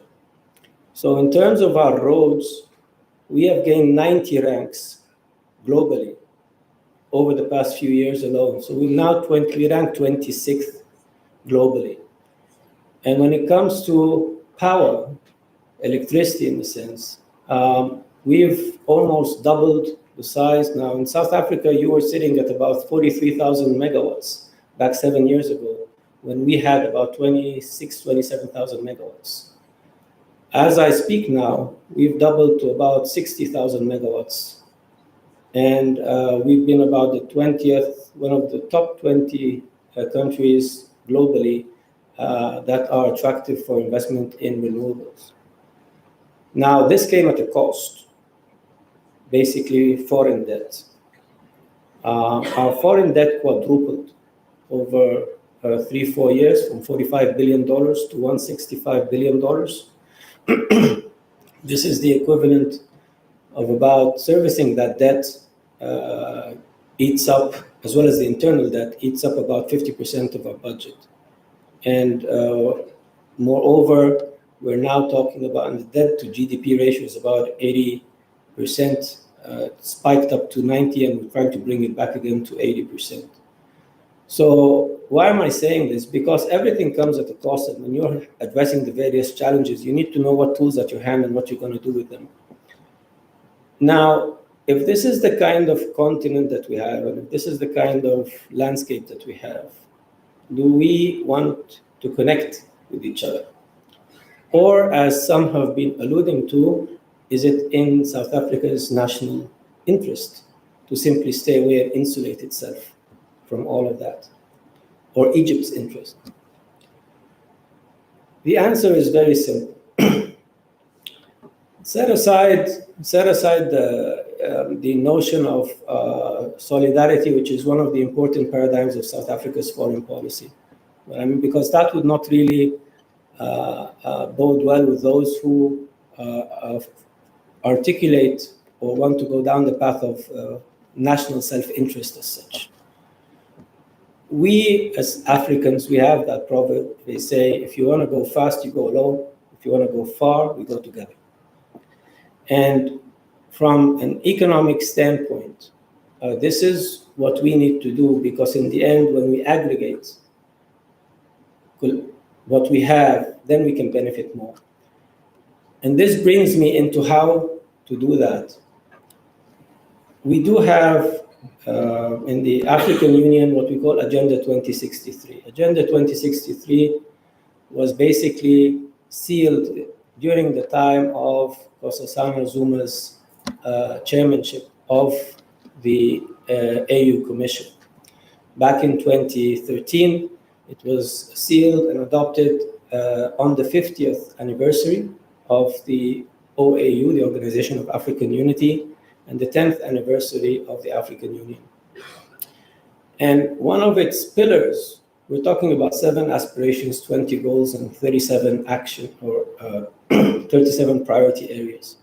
One of the pillars is how to shift, how to move from managing poverty to creating wealth. And one way to do that is to actually move ahead with intra-African trade. We've seen that with the Russian-Ukraine war, globalization is in reverse mode.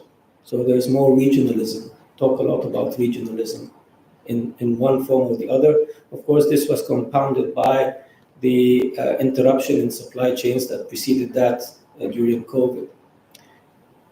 And when we want to talk about intra-African trade, yes, there was the African Continental Free Trade Area, because you need to remove tariff barriers.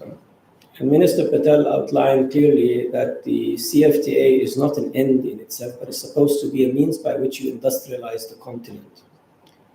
Until now, as he said, yes, we have agreed on rules of origin for about 90% of the goods, but we left the most important ones out to date.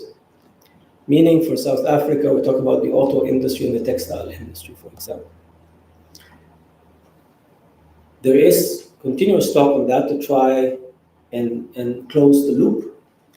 But once this is done, and even if it is done, we need to ultimately work on removing non-tariff barriers and to lay the ground for that. And here is where the issues of infrastructure and logistics come into play, as well as communication and connectivity. The absence of these are considered non-tariff barriers ultimately, because how are you going to trade if you don't have ports, if you don't have roads, if you don't have power, and all of that? And we have a lot of projects that have been adopted at the continental level. And I'll give you one that would make some sense here to many people in that room, which is the Cape to Cairo road. You've heard a lot about the Cape to Cairo road. People may be a bit nostalgic about it. But We in Egypt look at it differently, and so here also our brothers and sisters in South Africa. This road connects 9 countries. We're talking about Egypt, Sudan, Kenya, Ethiopia, Tanzania, Zambia, Zimbabwe, Botswana, and South Africa. Now, this road that connects those 9 countries, those 9 countries collectively represent 1/3 of the population of the continent and half of its GDP. We've inherited, this is more at a strategic level now, we've inherited a continent that has been from colonialism, that was divided into north, east, south, west, and central. Now, we're talking about a road, not simply for the movement of people and goods, but more importantly, to integrate those countries together and have power corridors, trains, development corridors, and so forth. And that would change a lot of in the dynamics of the continent, so that you look beyond those fault lines that we have inherited from colonialism. Now, in part, in order for us to do that, Egypt and South Africa are at the helm because each of them contributes to 1/3 of the GDP there. And this means that they're the natural leaders for this group of countries. And this is why we need to get our act together and pull up our socks bilaterally first in order to move in, down, and be able to do something there. Because you would not be able to create that road without working together on stabilizing that region. Nobody will want to move goods. This is for those who are talking about the port of Durban and all of that, and how it has been a bit of a problem there. Once you have stability in the region, then this will entice people to move ahead economically. And this is important. Now, another non-tariff barrier that is equally important has been in the area of pharmaceuticals. In South Africa, as well as in a lot of African countries, of course, registration of pharmaceuticals is a nightmare. And this, we're working on facilitating that in order to increase the potential trade in this area. And I'll give you a small example just to understand the importance of that. I've been approached by some of my African brothers and sisters asking to benefit from President El-Sisi's initiative to treat hepatitis C in the continent. He had offered to treat 1 million patients. In South Africa, there is an estimate of about 600,000 patients, of which 41,000 have been identified. The cost of treating those 40,000 by the current medication in the country is about $500 million. If you go to the Egyptian medication, which is equally efficient, it goes down to only $2 million.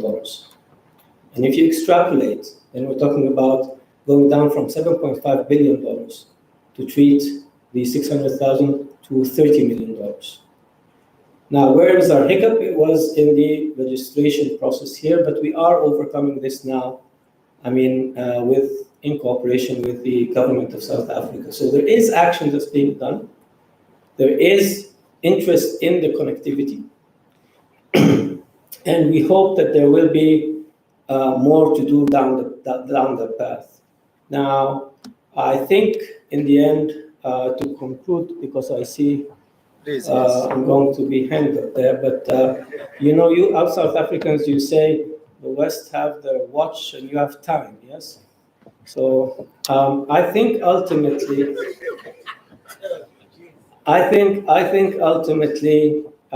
the future is ours as Africans. And I think with the youth that are there, we've seen a lot of figures talking about that the continent is youthful, but more importantly, they're better connected than us. They have better tools than our generation. And I think if we give them the chance, we will prevail in the end. Thank you.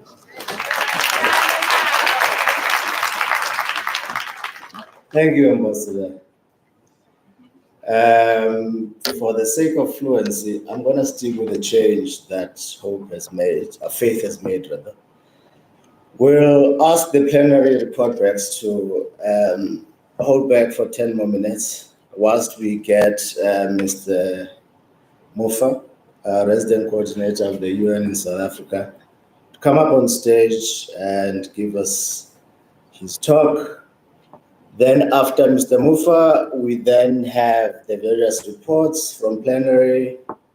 After those reports, we'll have William Kumete coming to wrap up, make sense of everything else that has been said, bring it together. Then we'll have the patron closing, and thereafter we'll go for lunch and go back home. Mr. Mufa, please. You have 10 minutes. Thank you. I will certainly try. Thank you, Program Director.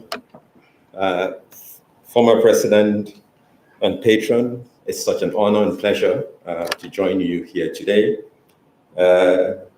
Big Sister Gugu and all the trustees as well who are present, as well as our host at the Drakensberg Champagne Sports Resort. Let me stand on an existing protocol, mindful of time, and go directly into the statement that I'm going to be making today, which I think flows very nicely from the remarks that my colleague and brother, the ambassador from Egypt, has just delivered.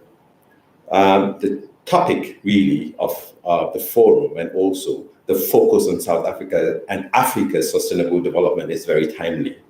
As he ended, he said, it is time for Africa to seize the moment and shape not only the present, but also become this force for the future. And that's exactly the central message I'm also delivering. Because let me actually start by putting on the table some truisms. The first being that no one, and indeed no one else but us, can, will, and should fix and propel Africa towards the inclusive socioeconomic transformation it so desperately needs, and that its citizens are so desperately yearning for. It may seem elusive. It may actually seem as if we are off track, and we are certainly, and we heard over the last few days the number of challenges that this beautiful country is facing. And if you look across the continent, these challenges also are reflected in what a number of other countries are also facing. To name a few of these, we talk about the need for us to be responsible citizens. We heard that earlier today. We heard about a youthful and dynamic and a very disillusioned populace that needs really to be empowered. What we haven't heard much of is also the need to ensure that women are not left behind and are empowered and included in this process to go forward. We've also heard about the importance of taking charge of our own destiny. And it is really important that we do this in a global context in which Africa is respected and allowed to be able to utilize its resources and develop in the way it needs to develop. So the remarks also yesterday from my friend and sister Sandra from the EU really stands and points to the need for this partnership and the collaboration that needs to happen. Without doubt, our continent is one with immense potential, resources, and opportunity. As I indicated earlier, it is the home of the world's youngest population and soon the largest workforce and global market. It has fast-growing economies and boundless resources. We heard about the critical minerals. But Africa faces challenges which we've heard already. And the continent is disproportionately impacted by the impacts of climate change. But to overcome these intersecting challenges and achieve sustainable development, as I indicated, we need solidarity and respect from the global community. And this is exactly something that the former president himself indicated when he addressed the United Nations in 2009, saying Africa needs multilateral cooperation more than ever before. The challenges of development and peace are too complex and daunting for any single country to address alone. We need to work together as a global community to build a better future for our continent. Distinguished participants, multilateral cooperation, as the former president indicated, is essential. Multilateral cooperation can help to mobilize the resources, share knowledge and expertise, and build capacity so that Africa can leverage its own assets, add value, and sustainably grow. Such cooperation can also help to promote peace and security, which are essential foundations for sustainable development. But for multilateral cooperation To work, it needs to be effective and be truly beneficial for Africa. This means it must be coordinated, inclusive, and accountable. And as I indicated when I started, it must be based on the principles of African agency, solidarity, and respect. With South Africa significantly contributing, the United Nations and the African Union have a unique partnership, which the UN Secretary General has called a cornerstone of multilateralism, rooted in the principles of complementarity and African ownership. Therefore, with Africa being in the driver's seat of its own development, African countries and its people can and will wield the power to set their own priorities and make their own decisions, working together, speaking with one voice to achieve their common goals. With international partners collaborating and standing in solidarity with and respecting Africa, we can ensure that those who are and have been exploiting Africa by benefiting from unfair trade practices, undervalued and stolen natural resources, and benefiting from illicit financial flows accept their responsibility to accompany and collaborate with African countries. And in so doing, advance genuine partnerships, not only providing aid. This means listening to African voices, taking African priorities into account, leaving Africa's resources alone, paying fair taxes, and ensuring that Africa has a fair and equitable seat at the table. Distinguished participants, the 2030 Agenda for Sustainable Development and Africa's own Agenda 2063 are the ways towards ensuring our continent's socioeconomic transformation, stability, and respect in the world. Halfway towards 2030, most African countries are struggling to meet the SDG targets and the aspirations of Agenda 2063.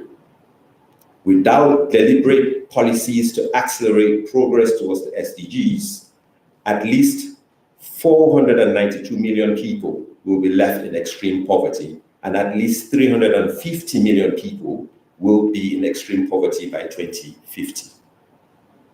That's why the recent 2023 SDG Summit at the UN General Assembly and the recent retreat of the African Union Executive Council on accelerating implementation of Agenda 2063 provided timely opportunities to reflect on progress towards sustainable development in Africa. These consequential platforms also highlighted the need for more high-impact interventions and accelerated actions to achieve our goals and aspirations. There is an urgent need for redoubling our individual and collective efforts, particularly to address inequalities, promote youth empowerment, entrepreneurship, and skills development whilst tackling climate change, looking into food insecurity and infrastructure deficiencies, as we heard as well, and ensuring energy security. The call to action issued at the SDG Summit asked countries to respond, and they're doing so with a rescue plan to spur progress and strengthen support across various transitions, which I already mentioned. I am also glad to say that the South African government responded valiantly to this call to action by renewing its national commitments to accelerate action towards the achievement of the Sustainable Development Goals, based also on the 10-year review of its National Development Plan. There is a sense that it is time to turn things around. It is time to also address the implementation paralysis which we heard about. It's about leveraging the political will and turning that into meaningful action for people and the planet. In South Africa and across the continent, the UN is working with the government, civil society, and businesses on efforts to reduce poverty, inequality, and gender-based violence, to advance social protection and social cohesion, to reinforce governance and the capacity of the state, to improve access to education, nutrition, and healthcare, and promote industrialization, trade, and sustainable growth. We certainly are also working on the just energy transition and also looking at ways of addressing climate change and building resilience to natural disasters. Across Africa, the UN is also working to promote gender equality and women's empowerment, reinforcing governance, and above all, supporting conflict prevention and peace building. We need to do this in partnership to catalyze a whole of society intervention. And we very much welcome conversations about reinforced social compacting to ensure that we achieve the aspirations that we've all set ahead of us. Distinguished participants, we have a lot of work to do. And as Madiba said, it always seems impossible until it's done. I am confident that Africa can go through the paradigm shifts needed to achieve sustainable development. Succeed we can and must because we have no other choice. With the right principles and interventions and partnerships in place, we can create a better future for all Africans, turning the shocks and challenges into opportunities to create a better reality.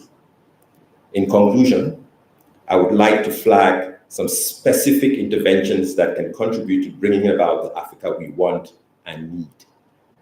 We need to foster domestic resource mobilization and savings, whilst curbing illicit financial flows, tackling corruption and leakages, and addressing abusive exploitation and undervaluing of our mineral resources and other assets. We need to strengthen and make more inclusive and representative the multilateral institutions and the global governance, finance, trade, and credit rating systems that are consequential for Africa's transformation. This includes, of course, the African Union, the African Development Bank, the World Bank, the IMF, and the United Nations Security Council. By doing this, we are leveling the playing field and giving Africa a fair chance, access to innovative financing, and the fiscal space to be able to transform its economy. We also need to increase investment in digital and physical infrastructure and systems to connect people and markets and facilitate trade. We need to forge ahead with the developing and implementing of sustainable and just energy policies and projects, increasing access, affordability, and sustainability, whilst minimizing the impacts of the ongoing transition. We need to promote women's empowerment by supporting gender equality and initiatives and ensure that economic empowerment and inclusion is at the fore. We need to improve universal health and social protection, and of course, skills development for young people to ensure they're not left behind. We also need to tackle criminality and improve accountability and the capacity of the state. By supporting and taking these steps, by uniting to promote our interests, by working together, we can ensure that multilateral cooperation is representative of Africa's unique position in the world and works well for our continent. The urgency of the challenges and expectations of Africans necessitate bold and swift action. By coming together and uniting, we can make this moment count. Thank you again, and thank you, former President. Thank you. Now to the report backs. From the breakaway sessions, we had 5 themes, and I saw the sessions. Some of them were well attended, and thank you for that, for taking them seriously. And so we're going to report back on those 5 themes. We're going to start with the first 3 groups, and I'm going to ask the chairpersons and the rapporteurs of each group to come forward. The rapporteur, of course, shall report. The chairperson will vouch for the report, come and stand in solidarity with the rapporteur. You don't have to say anything, but if you feel that there's a detail missing, you can add. And so can I call on Ambassador Makubele, future-proof trade, commerce, as well as coalitions. For future-proof, Ambassador Makubele, Chairperson, come up, please. Rapporteur, Ms. Pile, come up. That's future-proof. Secondly, trade and commerce. Mr. Okochukwu, come up, Chairperson. Crispin, Rapporteur. Then thirdly, coalitions. Kulumbata, as well as Mr. Chikane, please come up.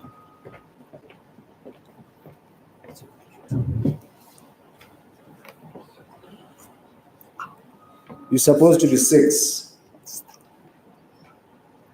Where are the other 2 people? Pagisa. Okay, cool. Also, so we'll start with future proof, then trade and commerce, then coalition, third. Please take it off. You have 10 minutes. Okay. Well, hello to the esteemed delegates. Thank you for staying this long.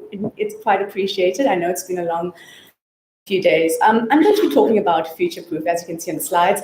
I was privileged to be part of quite a few brilliant minds in a room talking about what does South Africa look like in the future? How do we make ourselves resilient? Let me figure out how to use this. And how do we ensure that we build the kind of country that we want while fixing some of these very fundamental issues that the speakers have spoken about in the past few days? How do we also look to the future? So one of the people in our group was Tessa Dooms, who of course spoke here earlier. And she made a very interesting point. She said that South Africa has so many scattered and duplicated processes across private sectors, NGOs, etc. And she said that it's because we don't have a strong government. Now, I have to say that for me, that really rang true. It does feel that South Africa has created a bit of a vacuum when it comes to strategy, to structure, to a plan. We have such a proliferation of plans and strategies that there effectively isn't one that we can all get behind. And the point she was making was that we need to be given what the mandate is from the top, from the state, so that everyone else, civil society, business, small entrepreneurs, we can all slot in with that vision. She used the example of Germany, which has a very structured way of doing particular policies, and how the rest of society can then slot in when that vision has been set. So when we talk about that IGF coordination, you see the dots coming together to create a cheetah, and that's what South Africa can be if we coordinate better. Another person within our group was Nondumiso Mhakai, and she is the managing executive of home loans at ABSA. And she had a really interesting point around the ecosystem. There is this idea that government must do everything. And perhaps my last point might have sounded a bit like that, but no, it's about an ecosystems approach. She also spoke about the silos that we're working in being a problem. And this again speaks to the scattered approach that we have been approaching the kind of issues that came up during the future-proof sessions that were held at the session, things like entrepreneurship, innovation, agriculture. There is a very scattered approach to these things. She also spoke about our language, about how we talk about integrated planning, but not integrated execution. And I thought that was particularly poignant. Now, as I said, we looked at a couple of the areas that we felt had emerged from the sessions that were held here around the idea of future proof. And that was innovation and entrepreneurship, particularly when it comes to the youth, because of course they are the future, as previous speakers have said. We spoke about regional blocks, and I'll go more into that a bit later. And we spoke about agriculture and food security. Now, one of the people in our group, I thought we had a very interesting story, Letabo Seko. He was probably one of the youngest people here. He's 30 years old. He started a tech company called Credible. He speaks about how he left his job to dedicate his life to the mission of supporting young people to participate in the digital economy. He's part of groupings of young people trying to make a difference, but he says they feel so excluded by the largest kind of structures in South Africa, that there isn't support for them as young entrepreneurs, that they have to jump through so many hoops just to get funding. Now, I can identify with this. On the program, it says I'm the former editor of the Mail and Guardian, and several people have said to me, where have you been? I haven't seen you for a few years. You've gone quiet. And the thing is, I took what Mr. JJ Tabani said earlier quite seriously, that our media was excluding too many people, that people didn't understand the news, and those people were often young people who didn't understand the news. So I started my own journalism startup, explain.co.za. And let me tell you, starting a new business as a young person, I was in my 30s, can really suck you in. And that's partly why I disappeared. But something that was really disheartening for me was how difficult it was to start a business in South Africa. As a young person, as anyone. We've made the process quite complicated. There isn't a centralized space where we can really get the information we need. There is a plethora of information, and none of it is very well coordinated or integrated. And it makes things very difficult. So for someone like me, who's fairly well educated, fairly well connected, I battled to get off the ground. But I kept going because I was captivated by this idea that if some of us could just hire 3 to 5 or 2 to 3 other people, we could break the back of unemployment in this country. And we saw the stats before by our esteemed statistician general saying that unemployment is closer to over 11 million. Now, instead of trying to create 11 million jobs, imagine we create 3 million entrepreneurs and help them to create 3 to 4 jobs each. That is a far more sustainable way of breaking the back of unemployment. But have we done enough to support the people who need that, the funding, the structures, the mentorship in order to start their own businesses? Carmen Smith was another person in our group. She is the former ambassador to Finland and Estonia for South Africa. And she told a fascinating story. She said there was this pitching competition in Finland that ran for the whole time she was there. And she said that she would watch as young South Africans came to this pitching competition and would win. She said they would outshine the Finnish counterparts. And then she would said they would get poached by other countries. Those innovations would go out of our country. And she said that we were not investing in these young people, so they were going abroad. And that is really sad. She says we don't know what's happening in our own backyard till it's gone. We need to keep those things here. We need to create the ecosystem that previous people that I spoke about, an integrated ecosystem that brings together all sectors, that is led by the state with priorities and a clear structure of how we execute. The way Finland did it, and the way Finland and other countries have done it, is stating very clearly, here is our plan, and here is how we are implementing it. We're very good at plans, not so good at implementing it.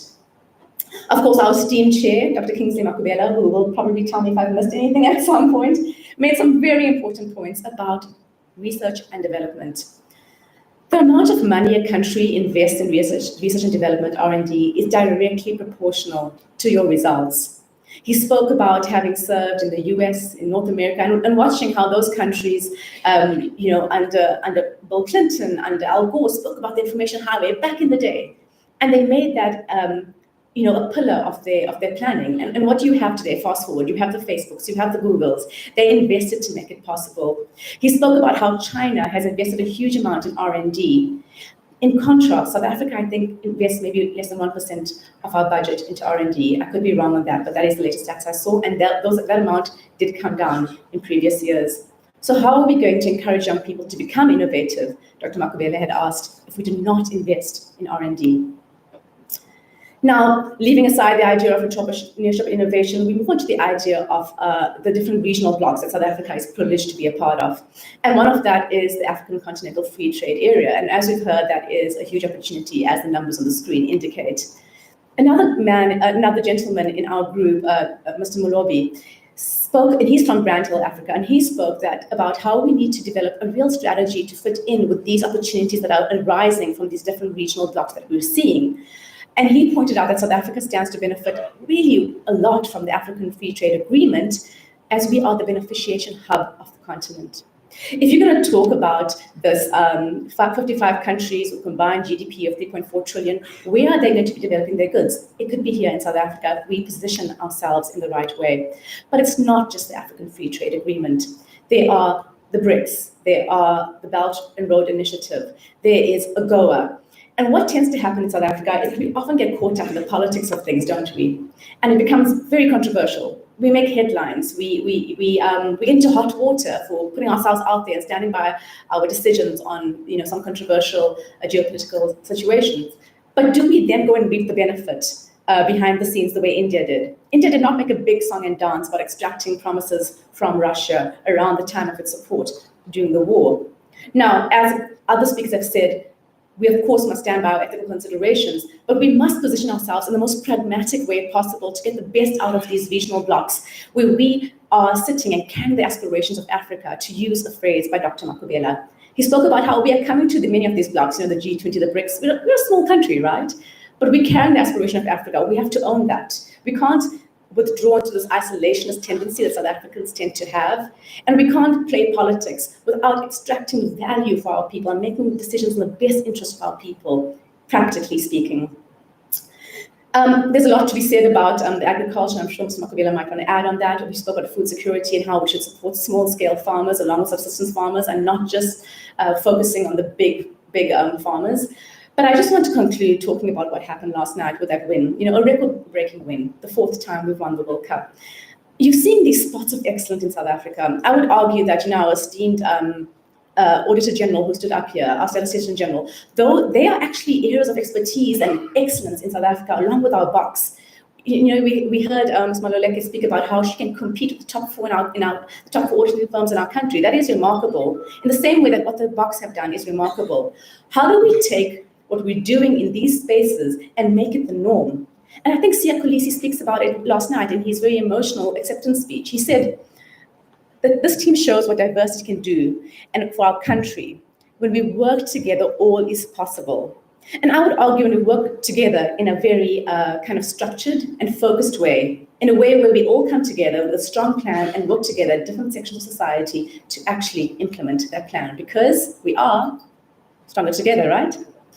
So that's it from me, and from a very happy Springbok supporter. Thank you to everyone.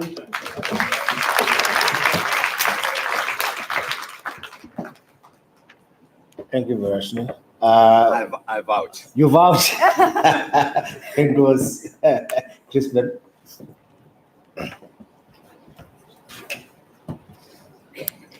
Thank you very much, Chair. Thank you to former President Memo Tlanti for this incredible opportunity. And of course, the obligatory shout outs to my friends at the back.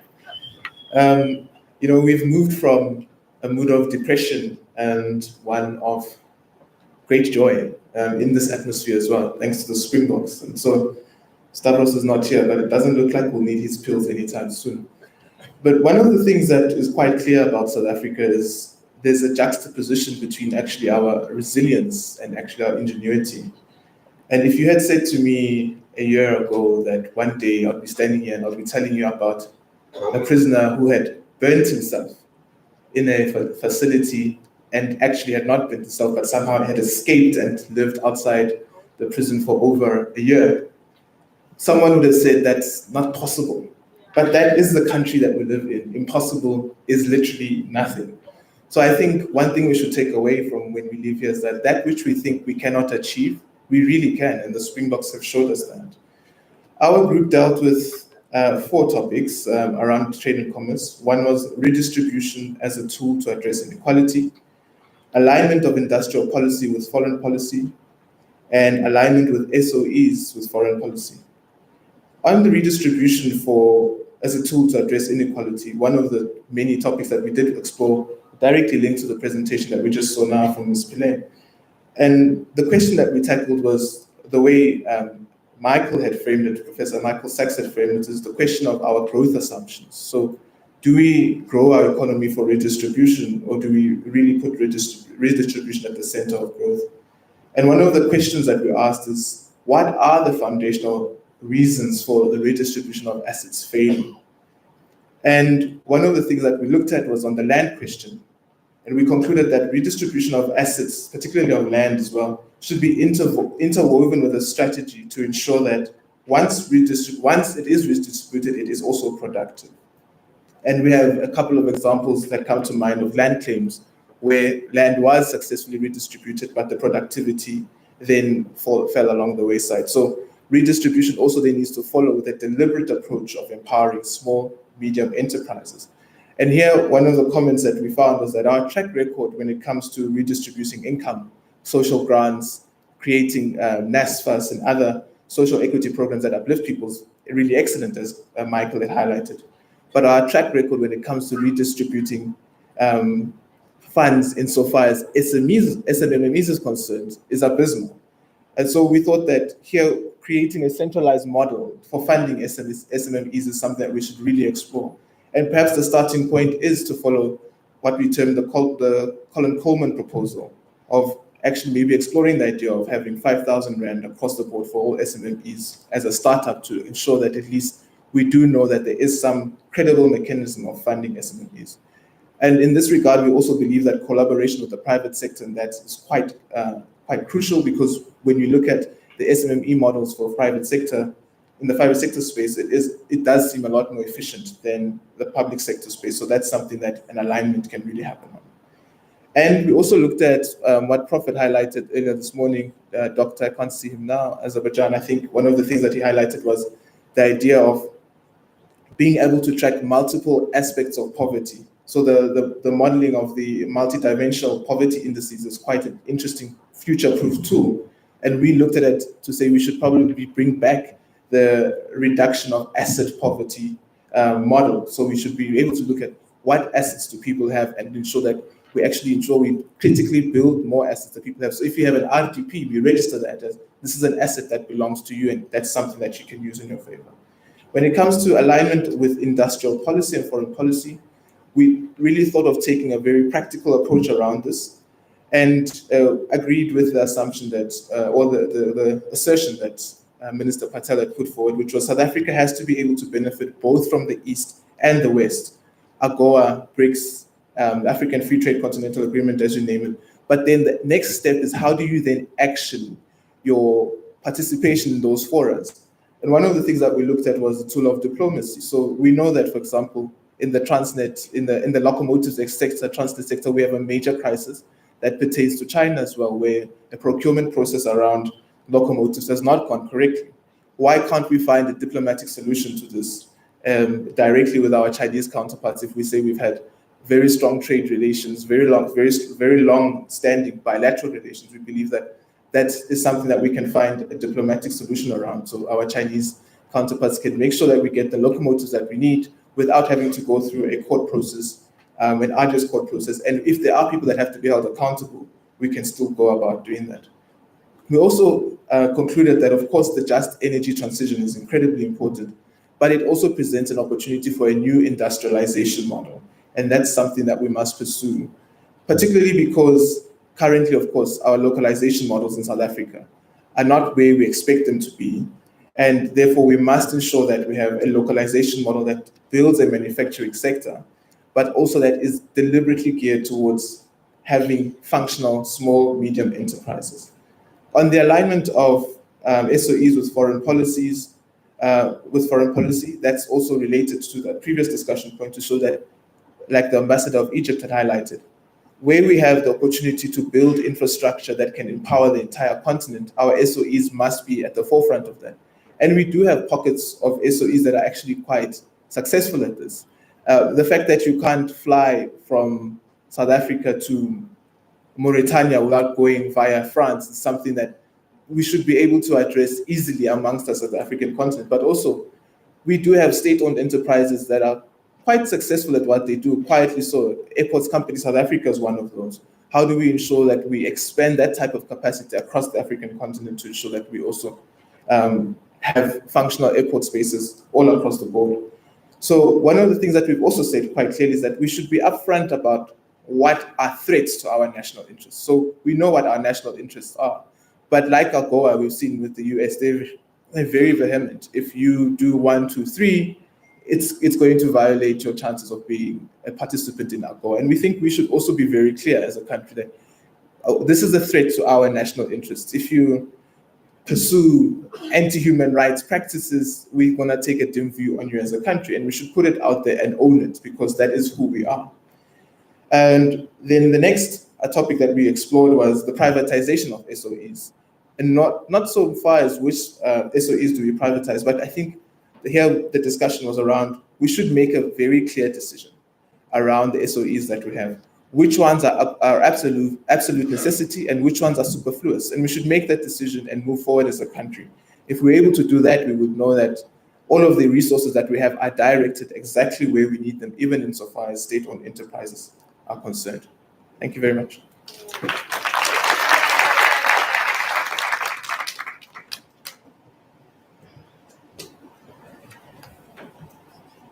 Morning, everyone.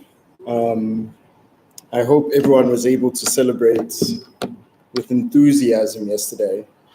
I've also realized that the quickest way to keep me quiet in a conference is to make me a rapporteur. I don't know if I like this responsibility because now I must represent other people's voices, but I can't use my own voice here. So I am simply going to state the different arguments that kind of came out of our session. So our session focused on coalition governments. As many of you know, the idea of coalitions has become quite prominent over the last 10 years or so. And leading into the 2024 elections, there's this increased desire to understand, can coalitions hold the center? And we're asking that question because we're watching coalitions fall apart within local government. So a lot of our discussions really focus around, how do we better understand this? But also our discussions were couched within the current discourse of coalitions, right? And there is a few new ideas that I've never heard before that I'll cover here. So, there were 5 different areas that we focused on. But to get to those 5 areas, we had a discussion that had to acknowledge what is the root causes of the need for coalitions, and whether these root causes have created what one of the participants described as a moment of reckoning for the country. And one of the rationales that was given was that one of the reasons why we're having increased coalitions, because there's a fragmentation of the political structures of our society. Fragmentation that's leading to increased amounts of divisions, that South Africans are even more divided in one way or another, whether that is based on race, whether that is because of spatial differences, whether it's ethnic differences. There was an example that was given that one of the logical conclusions of coalition governments is that you could have a completely ethnic party that says, I am only going to, especially if you have like a constituency system, one party that only represents one ethnicity and says, we will make sure that we get our one organization in power because we know we can be a kingmaker. And whether that's good for society going ahead.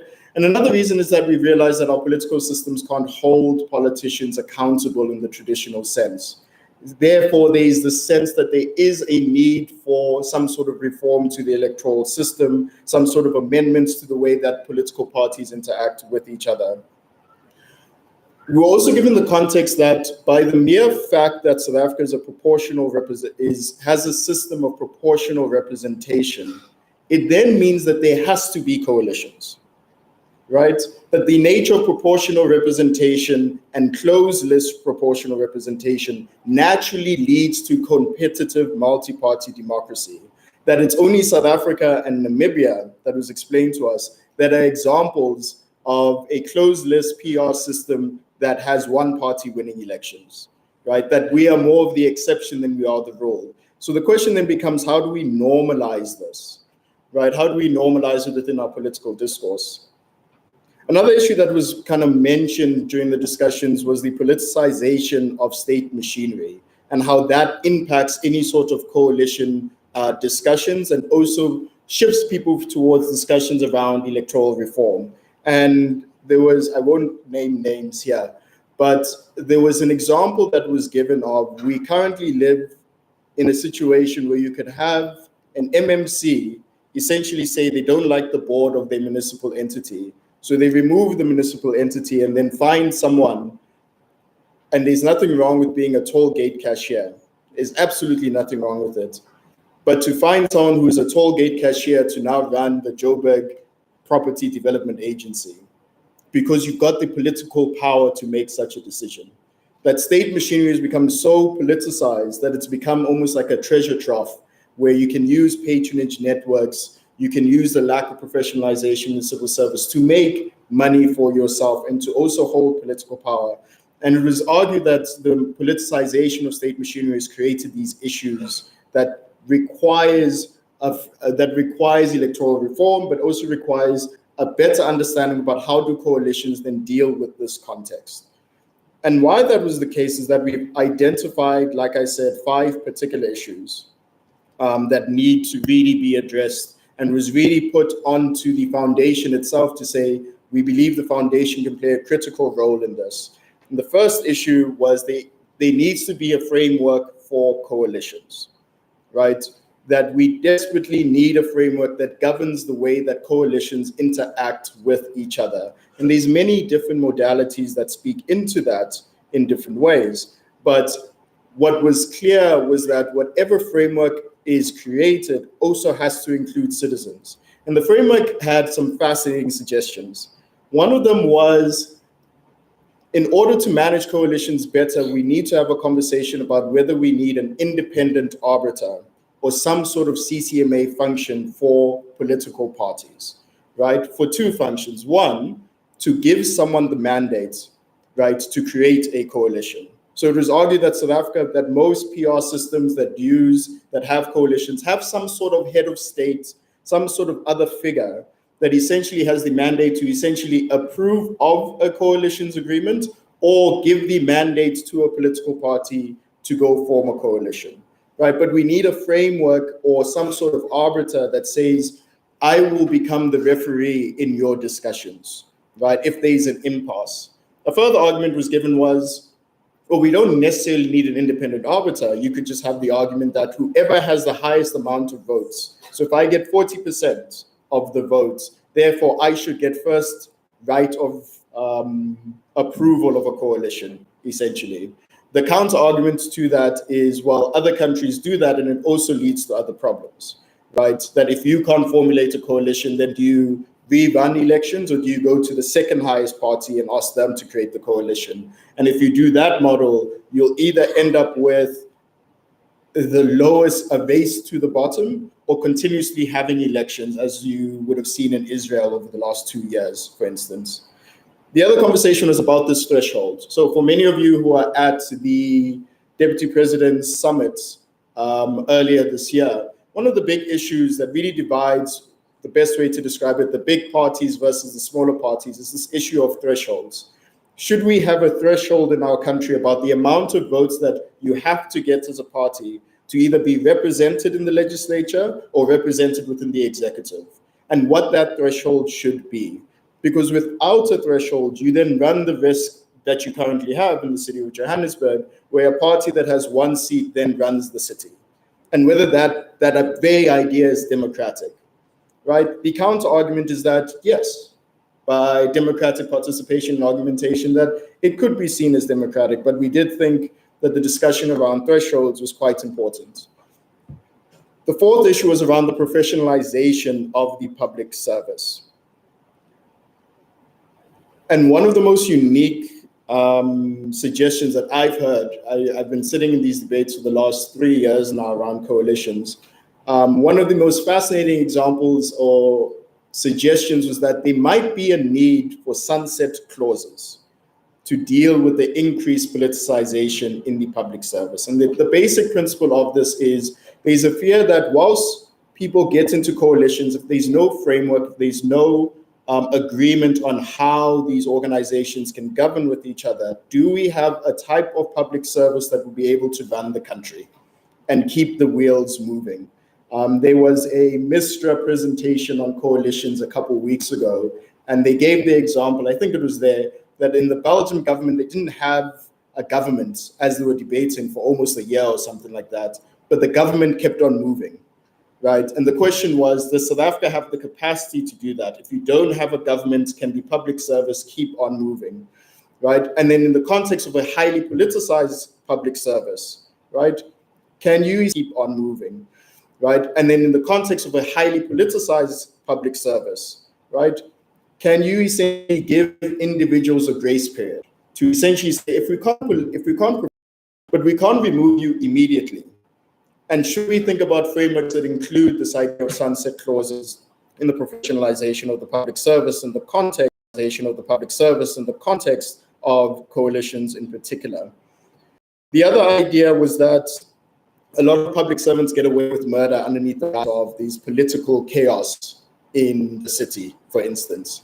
That because politicians agree, therefore me as a public servant, I can't do my job. And the argument is that it gives public servants the ability to get an interesting way to do it. And one of the solutions to this that was proposed was there needs to be the revitalization of the Public Service Commission to bring it back.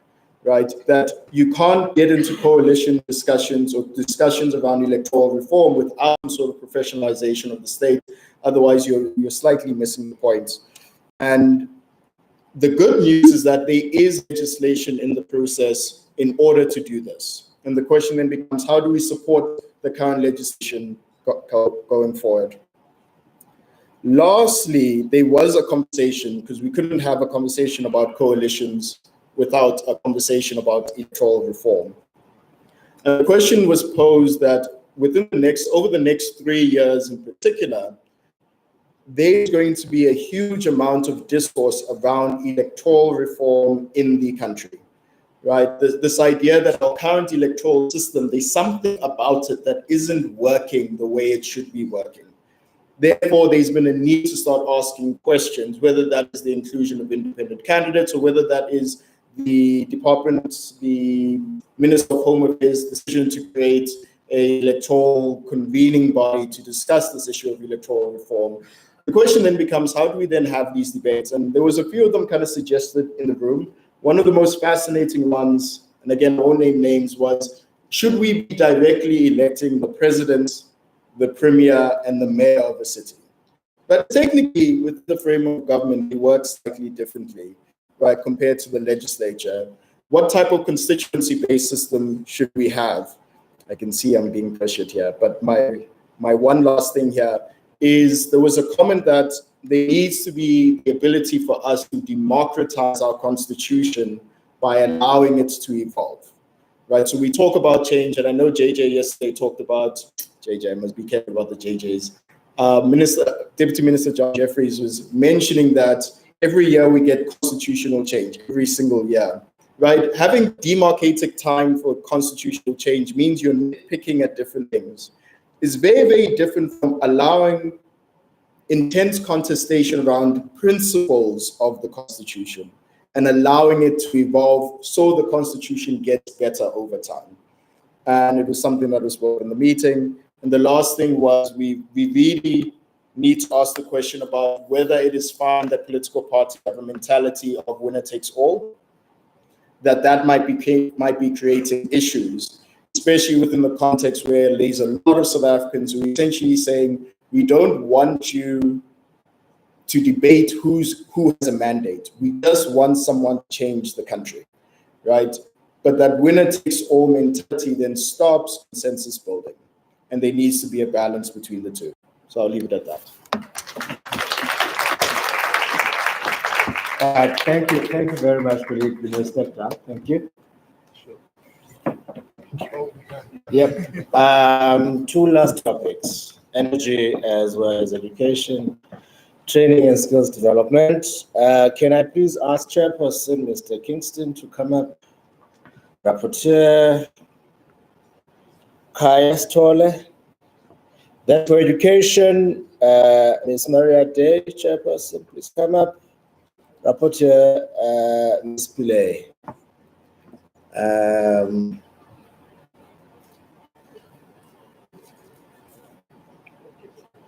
Glad to see you here, Kaya. I'm happy that the late night session didn't swallow you.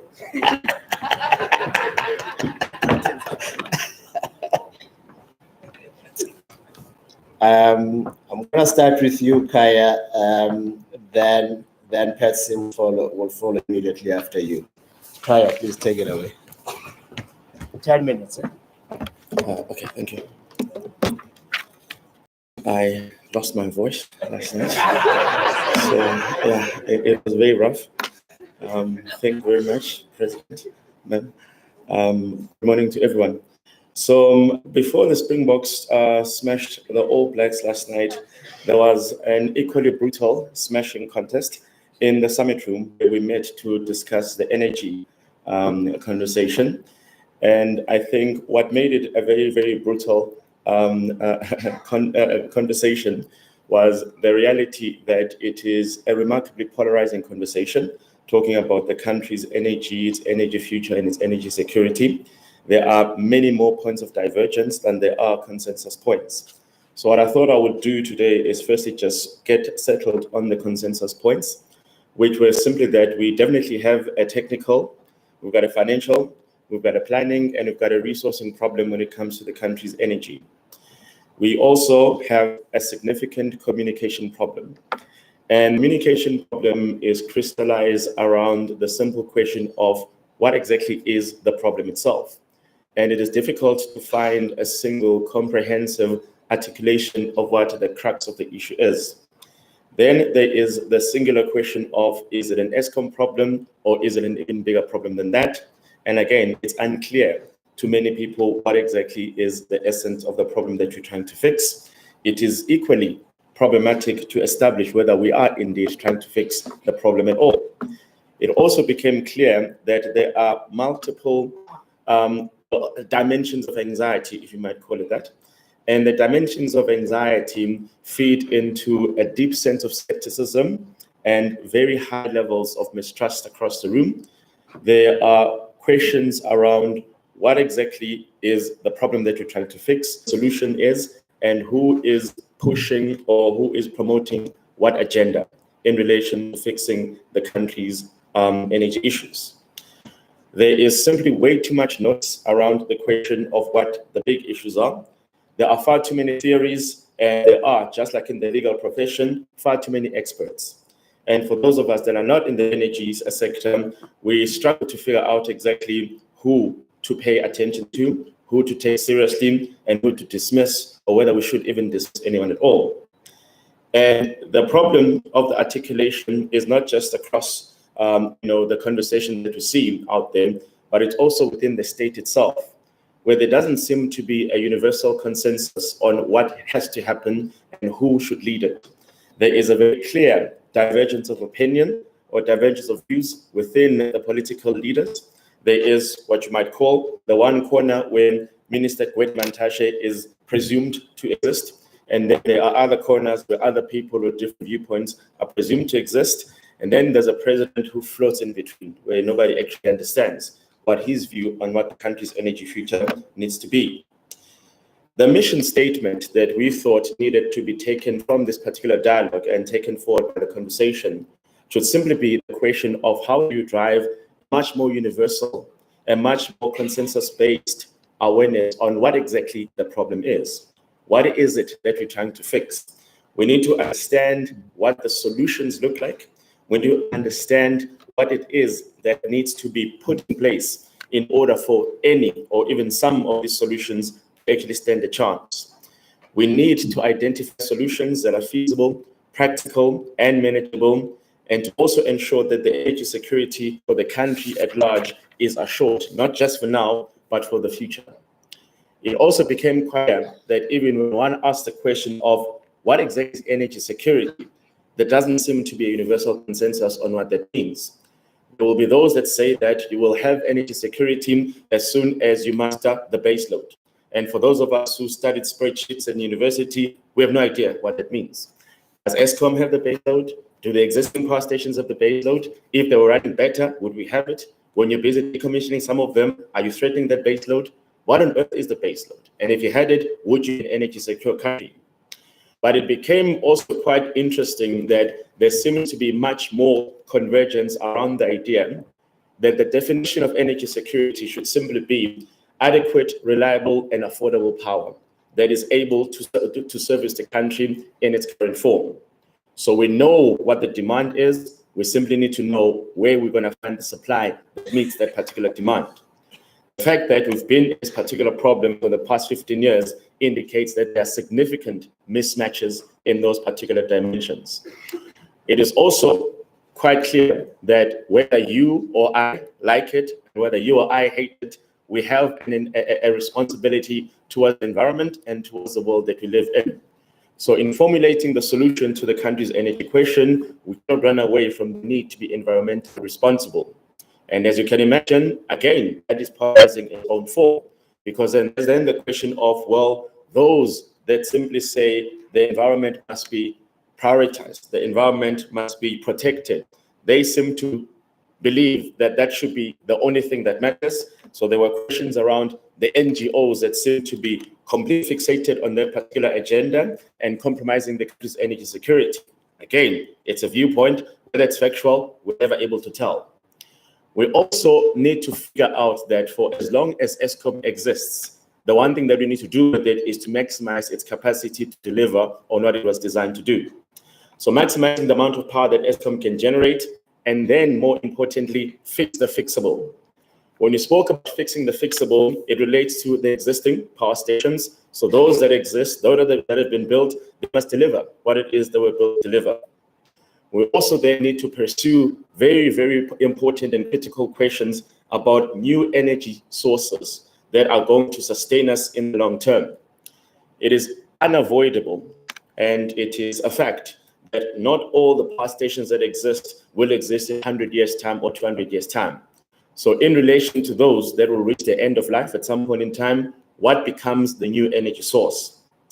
And one of the critical points that we're forced to confront is the fact that much more of these conversations are actually determined, or they're at least directed by elements that very few of us have got the capacity to control. So if somebody said that the solution is to build another Medupi tomorrow, it was very clear that you will not get a single rand to finance that, because the financing dimension has moved completely away from that particular variable. So therefore, you may decide that this is what we want, but you're unlikely to be able to marshal the type of resources that are necessary to do so, even before we factor in the inevitable cost inflation and the delays that will come even if we did that. It is also quite important to understand that when you speak to the energy minister, it's a very clear idea of what the country's energy action plan is. When you speak to the Minister of Mineral Resources, he can tell you word for word what's in the RP 2019. But South African citizens don't seem to have the capacity. There are very few people that can tell you that. As far as I know, the country is doing this in order to address that, so that that becomes fixed. Very few people have the capacity to do that. Who is responsible for coordinating and leading that communication?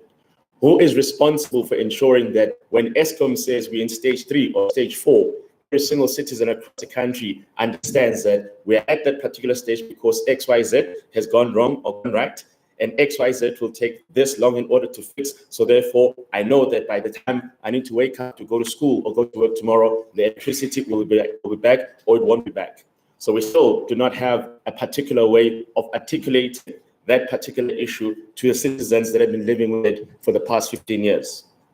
It is also quite important to figure out that when we hear that ESCOM is being separated or being split into multiple things, what exactly is the entire purpose of that? And if that purpose is as immediate as you all think it should be, given the nature of the crisis, why would it then take 4 or 5 years for people to set up a simple company and say that, oh, this is one element of the solution? Part of it does feel like it's an element of irresponsibility. And it is also quite important to acknowledge that far too many people in this room in particular are the type of people that actually learned to survive through the crisis. We are the people that have got inverters. We are the people that can drive to our children in the next suburb or our relatives in the next suburb, the lights go out. There are far too many citizens in the country who do not have that same sense of latitude. And perhaps if they were leading this conversation, the sense of urgency and the sense of emergency would be accelerated. Is that the type of problem that we have? There was also issues that were raised about the length of synchronization at the political level and even at the value chain level. So do we actually have a universal view, or does Cabinet have a universal view or universal understanding of what the issues are and who's responsible for fixing them? Those that participate in the value chain, whether the ones that supply the resources in terms of renewable energies sources, or even the peaking plants that we have, do they understand what it is that needs to be fixed? And are they working together towards a common purpose? We also have to address the remarkably high levels of skepticism around what we all thought were facts, around what we all thought was the science, but now it turns out that everybody's got an interpretation of it that doesn't move towards a common dimension. Lastly, we then determined that we need to accelerate 3 things in particular: fixing existing infrastructure because we need it. When that fix happens, we do not need political interference, we need political will. We need to remove the obstacles to unleashing the potential of alternative energy sources. Whichever one you look at, we need to be able to unleash its potential in order to assist and complement what exists. And then the last part is that we need to resolve urgently the conflict between the 2 corners, the fossils on one side and renewables on one side. Because whichever way or wherever one decides to side in the conversation, we need energy and we need it now. Thank you. Thank you, Kaya. Mr. So, Amma.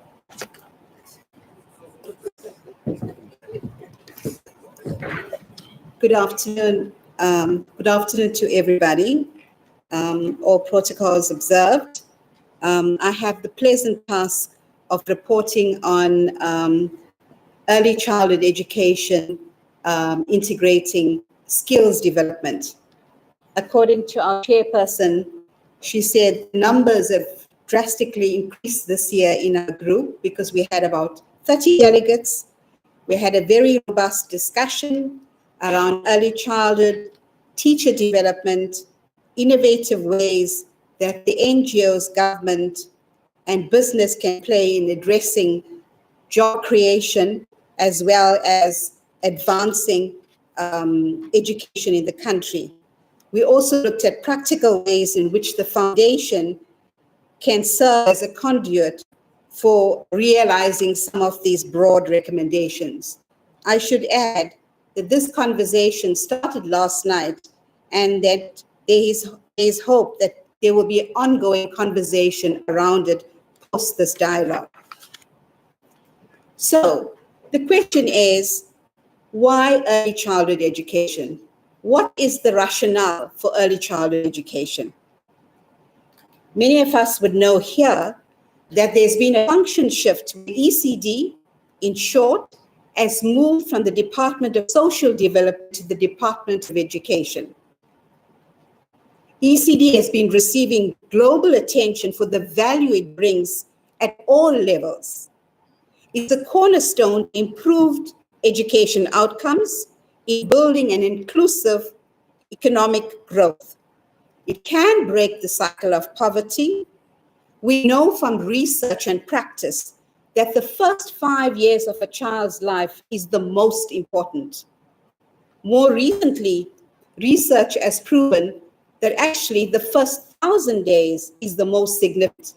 So if I ask you, what is the first 1,000 days? I'm wondering what you would say. To 2 years. If you add the days, it will be exactly 1,000 days. So there's more attention that needs to be made in terms of the pregnant mom right up to 2 years, because this is where the brain functions the most effectively at this point in the child's life. It's an opportunity as well to create jobs, because we know that 40% of mothers actually care for their young children. It creates a safe space for mothers to the children when they go out to seek or conduct their employment. This space also provides us with an opportunity to find out what and where children need support in. And when we talk about we're preparing for the next for the future, we understand that when we're talking about critical development, critical thinking rather, where does it start? It starts here, because you are giving the children the opportunity to play, and through play, they discover all of this, the critical thinking, because when they play, they're thinking, what is it I'm doing? How can I build it? What can I do better? They throw the Lego blocks down or the boxes down. They recreate. That's how we are developing critical thinking, right? Not later or at matric level. So the current situation, if we argue for early childhood development in this country, South Africa, the current situation is that we have 7 million young children in the age cohort of 0 to 5 years.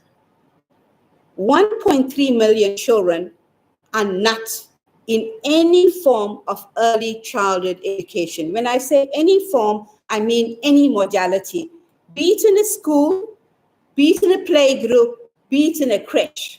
Where are these young children? 1 in 4 children are stunted as a result of malnutrition. 4 out of every 5 children are not on track for early learning. What's the impact? We see the impact currently when we read the newspapers that at age 10, they cannot read, neither they can read for understanding. Our children still live in apartheid-created townships. There is no integration of our young children. And as many of you would know, if you want that integration, you're going to the so-called Model C schools and you're paying the earth for that kind of integration. So our children still remain isolated. So some of the areas that we looked at that we believe is important, there are many areas, but I'm going to talk to a couple of areas that we felt was very important. One was on workplace training. What do I mean? I mean the training of what we call the practitioners in early childhood education. We know for a fact that less than 50% of these practitioners have any form of the minimal qualification to teach young children, which is the further education and training certificate that sits at NQF level 4, is equivalent to matric, but not matric. We believe that at this point in time, we necessarily don't have to argue the point that everybody needs qualification. They may need a short skills course. They may need, for example, excuse me, they may need a short course, for example, how do you facilitate young children's development? We moved away from rote learning. We want to bring in where, creative ideas where we get children to talk. What I want to say, let me repeat that. We want children to participate actively in the class. It's not a top-down syndrome that the teacher uses to say, all quiet, I am teaching now. We want to move away from that kind of scenario.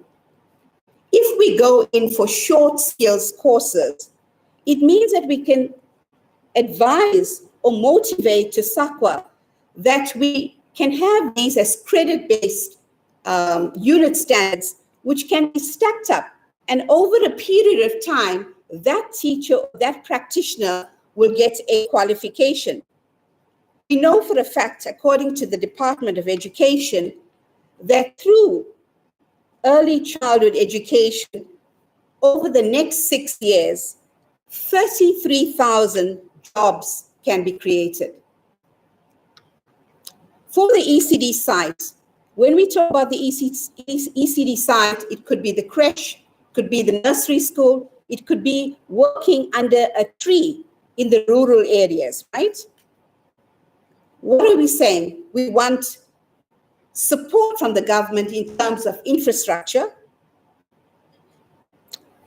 For the areas that don't have basic facilities, we are suggesting that there could be mobile units that could go out and serve a number of purposes. For example, health checks, occupational therapy, early childhood provision through the bus or the play bus, for example. We need support in terms of curriculum. It's still very westernized. Where is the indigenous practices and how can we draw it up? We still need the support of parents and the wider community. For advocacy and support, we are saying that we need partnerships with business, with donors. We need to look at, if we are moving towards a 2030 goal, to have every child in South Africa 0 to 5 receiving some form of early childhood stimulation. We can only get that if we build these partnerships, if we address nutrition, if we address curriculum support, and if we want ECD to succeed in South Africa, which is the future of South Africa, depends on what we do now, because our children do not have that vote to voice out their opinion. Secondly, unfortunately, time was not on our side. We addressed the concept of skills development, and we found that there was a very negative scenario painted about the youth in our country, the graduates not having jobs, the matriculants not having jobs. And there was a suggestion that higher education and NGOs can play a role in identifying these individuals and offering them micro-credentials on what they need now in order for them to get jobs. There is online training that can be offered. I'm watching the time here. And it's finished. And it's finished. And then we need to look also on teacher development. At this point in time, I should add that we are saying that South Africa is battling around maths at grade 4. What does it mean? It means that our teachers need to get that kind of support. In closing, I have other examples and the chairperson would send it through. We're saying that the foundation can set up a database that brings together all types of resources that various stakeholders can be used. They can be targeted programs that we can bring together that are funded by business as well as foundations. The conversations does not stop here, it continues, and we say, and as I leave you, as I quote from Oliver Tambo, that a country, a movement that does not value its youth does not deserve its future. Thank you very much. Thank you, colleague, Mr. To bring it all together, Professor William Kumete of Wits School of Governance will please come up. And thereafter, Mkluwa, you'll come and close, prepare your remarks.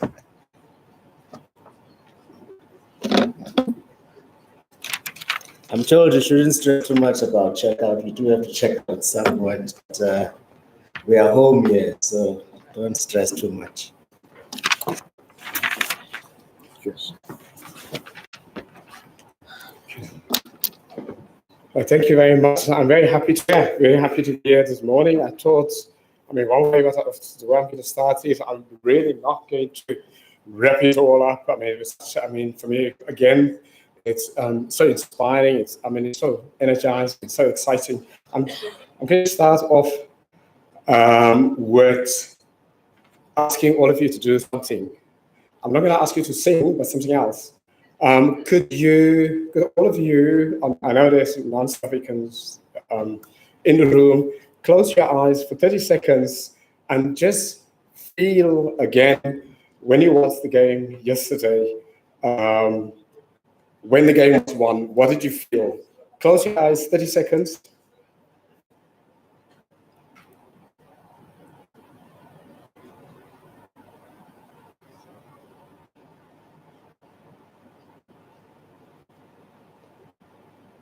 Now, you can open your eyes, close your eyes again, and now imagine that same feeling next year with a new South African government.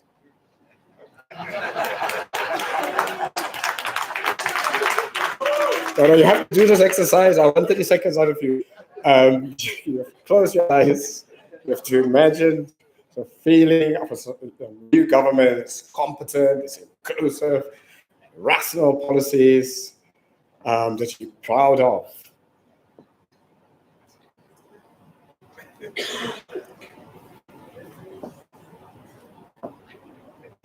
Now that you all have done that, let me start. The way I want to capture the whole event is using the example of Springbok rugby team and the victory. What can we learn from yesterday? I think the first thing is the quality of leadership. And it's not just any kind of leadership. Think about Kolisi, it's leadership out of vulnerability. The first thing is vulnerability in the leadership. It's a leadership that is honest, and a leadership that is caring, but not caring just for your own side, but caring in an inclusive way and caring across race, across group. Second thing for me is you can't build a world-class winning team without cutting-edge knowledge. To be a world beater, you cannot make your strategy your winning strategy based on the past knowledge, or based on ideological knowledge, or based on wishful thinking knowledge. You have to logical knowledge, or based on wishful thinking. Have to base it on cutting edge knowledge, because you're competing against the best in the world. You want to win.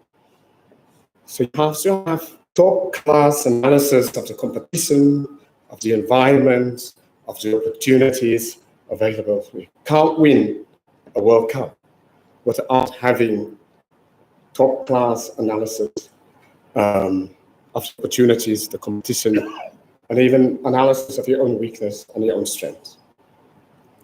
And you have to play to your strengths.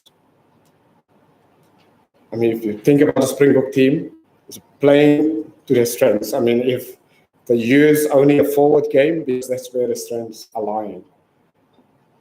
It's quite important for societies, also for governments.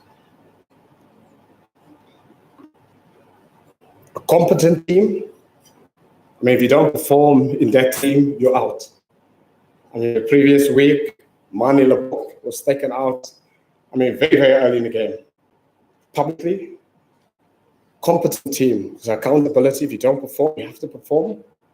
And if you don't perform, you get taken out. And now, in a winning team, you have to have an ecosystem of strong institutions. So behind that team, it's an ecosystem of institutions that are very, very strong. Whether it is the National Rugby Association, with these other kinds of associations linked to it. So an ecosystem of strong institutions, competently managed, forward-looking, inclusive. Now, in a team like that, in a winning team, appointments will have to be made on merit. I mean, if you don't make the cut, you're a coaching team, you get fired, you be exposed. And the same if you're a player, or if you're a support team, if you don't deliver, you're out. To win, you have to work hard every day. You have to work hard. The players, like a chessman called me, you have to work hard. You practice, you work. Now, a team needs a strategy. You want to win the World Cup. You need to target when you're going to the next World Cup. Now, that strategy will have to be pragmatic. Cannot be based on wishful thinking. I mean, if you don't have the forward players, now then you can't build your team around your forward players if they're not competitive internationally. So, because if you do that, it's wishful thinking. Now, you can't also base it on, well, in the 1980s, we were a good team. Now it is now 2023, the World Cup. So you can't base it on the glories of the past. You can't base your strategy on that. You have to base your strategy on the present.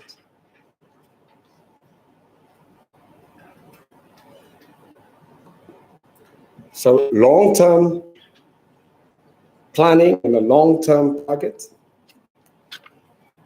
And then sometimes your strategy doesn't work. I mean, one of the games, if you remember back, where it looked like South Africa against England game, where it looked like South Africa was going to lose, and there was a change in the strategy midway. So adjustment in real time. Now, to make that possible, there has to be a regular you have to evaluate in real time, and then to make the adjustment. There's accountability in a team, in a globally competitive team. There has to be accountability. If you didn't deliver, the accountability of you're out of the team, or you sit on the bench. So accountability.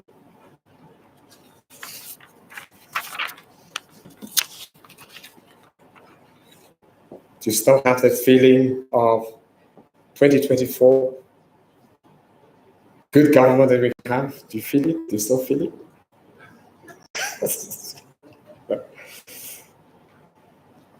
There's consequence management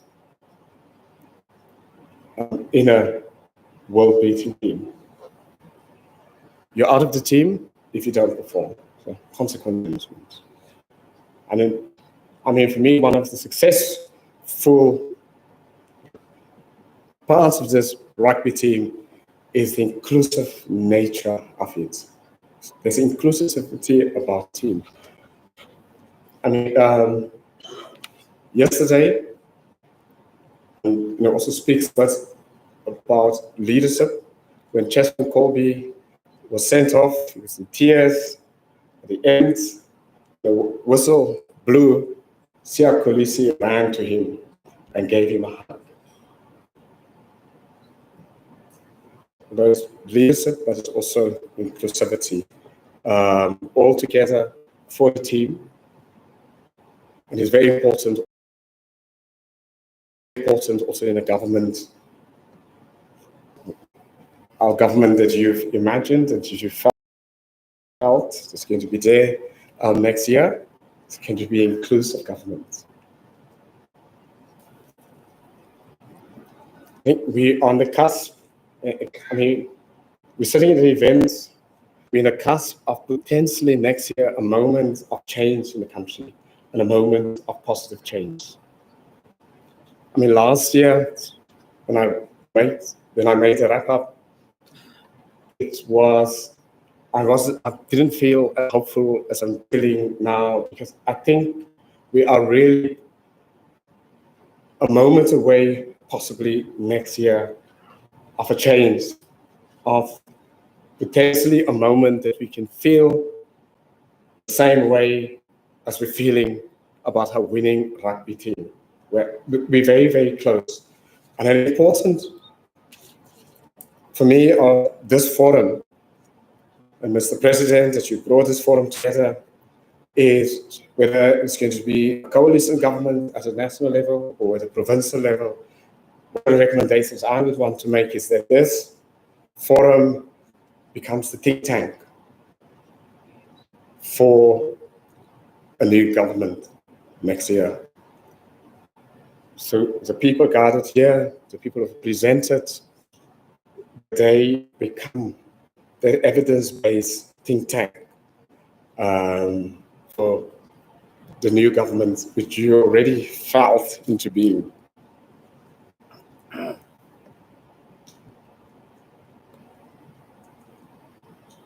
I also just want you to imagine if next year, when we get a new government,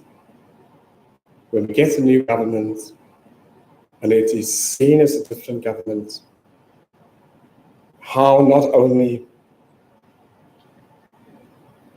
the feeling that you would feel about, that you've been feeling about the Springbok rugby team, and how that feeling, same feeling, could be replicated countrywide and even internationally in terms of support. So a new government that comes into being, that has the support or the confidence of many, would almost immediately unlock investment coming into the country from within and from without. I can imagine that the currency would almost immediately strengthen. That people who would have left the country with their income, I mean, finance ministers talked about by the end of the year, unless the finances turn around, the country would run out of money. So the people that would have left or wanted to leave would stay with their ideas and their social capital and their money.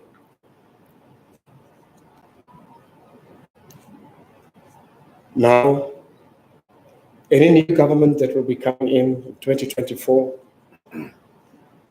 We cannot set the past.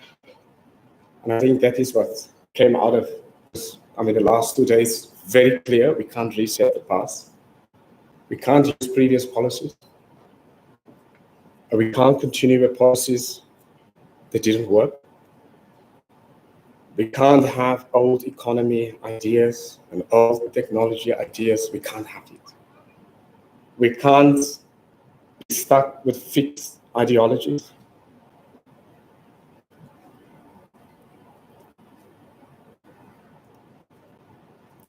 I want to quote, or I want to rephrase our former Deputy Finance Minister Jonas, his idea of a social pact. But I want to add to it to say we will have to reimagine a social pact. What would it mean? Can we imagine a social pact in all of the areas of our problems? So a social pact in crime, to deal with crime, that will bring the state, civil society, communities, and citizens together to deal with the problem together. So it's a social pact in a very, very different way. Because we want to be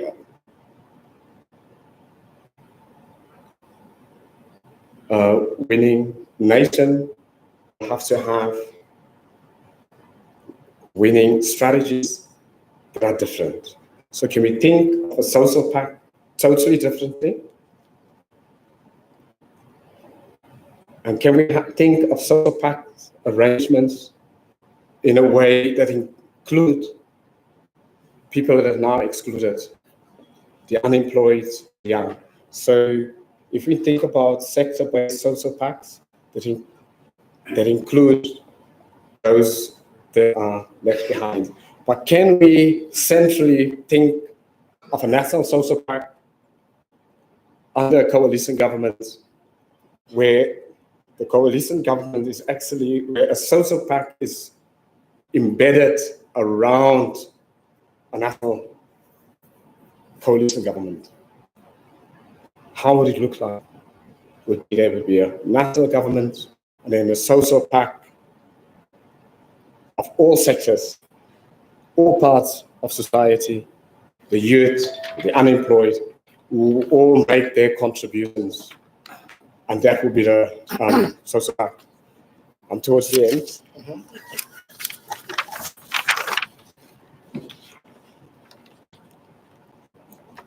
Now we have templates.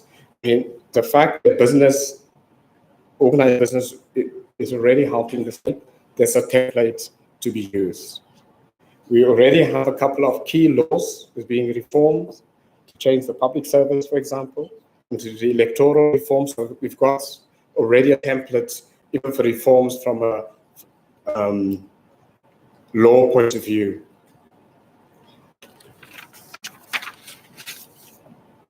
It is there.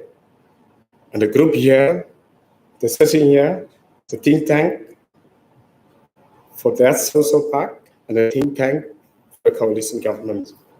God bless. Travel back smoothly. Don't forget to vote.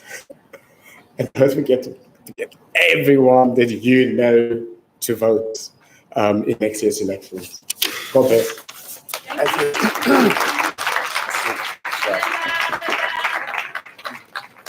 All right, Kulu invited us, we came, we deliberated. It's now time for you to come up and bid us farewell. It has been nice on my own behalf and Faith Mopel's behalf. It's been nice steering these discussions, and once Mkulua has spoken, nothing happens, it closes. Thank you.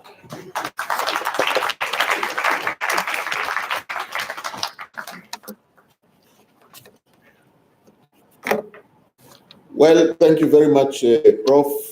Mine is really to do the honors of thanking all of you for your wonderful inputs and presentations. We really are grateful that you could spare the time to grace this occasion with your presence. And we are also appreciative of the fact that in spite of the celebrations last night, there are no matters arising.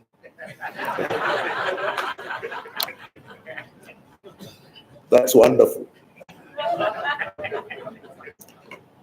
But, you know, being South Africans love holidays. And I remember many years ago, Minister Val Musa was asked by cabinet to work out which holidays should be paid public holidays. And he, he said to me on the sidelines, man, they've asked the wrong person. If we, you know, when we have moon is a holiday for it. And if a child is, so he said, there'll be no working days in South Africa if they rely on my own preferences. So, in the euphoria of the Springboks having won the 4th world title, I hope that we shall not ask the president to declare Monday and Tuesday as paid public holidays to continue with the celebrations. Because from all that we learned from the Springboks is that it takes hard work, real hard work to achieve your goals. And so if we were to turn the economy of this country around, we need to change our attitude towards work. And of course, the issue of the SG, Statistician General, in his site indicates that those who are 60 and upwards only constitute 9.8%. I think that's what he said. And he says these are the people who are leading the rest of the nation, which is made up of young people. So I want to say our purpose really is to appreciate that we live in time borrowed from our children, because tomorrow belongs to them. And that therefore all of our endeavors must be of benefit to our children. Of course, as elders, we also tend to become conservative because we tend to conserve the truths of yesterday. And we value those truths of yesterday. And so it's incumbent upon us that we should give inspiration to the younger generation, guide the younger generation, and the best way of guiding them is to give them responsibility. So we should, in future, convene all of us and then bring young people to present, preside over these sessions and so on, so that we learn how to be led by them. And we learn not to transmit our fears and prejudices to them, so that we free them to create this future that we all dream about, with our support and our guidance. Because it is a prerogative of youth to be radical. They will question the underpinnings of everything that we hold dear. all the institutions, they will turn them upside down. And when they do so, we should celebrate the way we are celebrating the victory of the Springboks. Because that would be a wonderful problem. You have a good problem if you have a youth that is hands-on, energetic, willing to change the world, and with fire in their bellies. That's a better problem. The worst problem is if you have a youth that slavishly wants to repeat what the elders say. Then we have a serious problem. That's a bad problem. But as they say, a nation grows when elders plant trees, shade they are not going to enjoy. That's when a nation grows. So, let me leave you with the words of one renowned author and theologian, C.S. Lewis, who says, you can't go back to the beginning and change the beginning, but you can start where you are and change the ending. So that's the spirit in which we should, all of us, depart from here. And because we are connected, we have platforms wherever we are, we should try and follow the spirit displayed by the Springboks and be determined that we are going to create conditions conducive for the betterment of young people, because that's the future.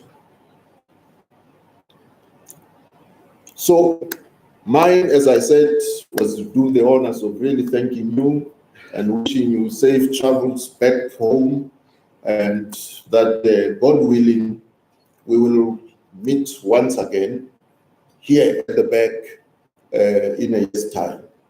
And as it was suggested in the sessions, that we should keep a minute of the deliberations. That's why our appeal to the presenters is that please do favor us with your presentations so that we can craft a minute which would have the doables and identify the pressure points and those sections of our country who are better placed to effect to the doables that we have lifted out of the discussions. I think that was a practical suggestion as it were, so that even if we revisit some of the topics in future, there's at least an archive that can enrich the discussions and ensure that we are able to take those discussions to a higher and practical level, because as one of the speakers indicated, that there's no point in saying we have wonderful policies, problems, implementation, and so on. So we want to ensure that all these good ideas don't fall through the cracks, and we are able to give effect to them. Once again, thank you very much. This brings us to the end of our sessions, and moments of cutting are always difficult. I'm about to weep now, but thank you very much. Go ahead.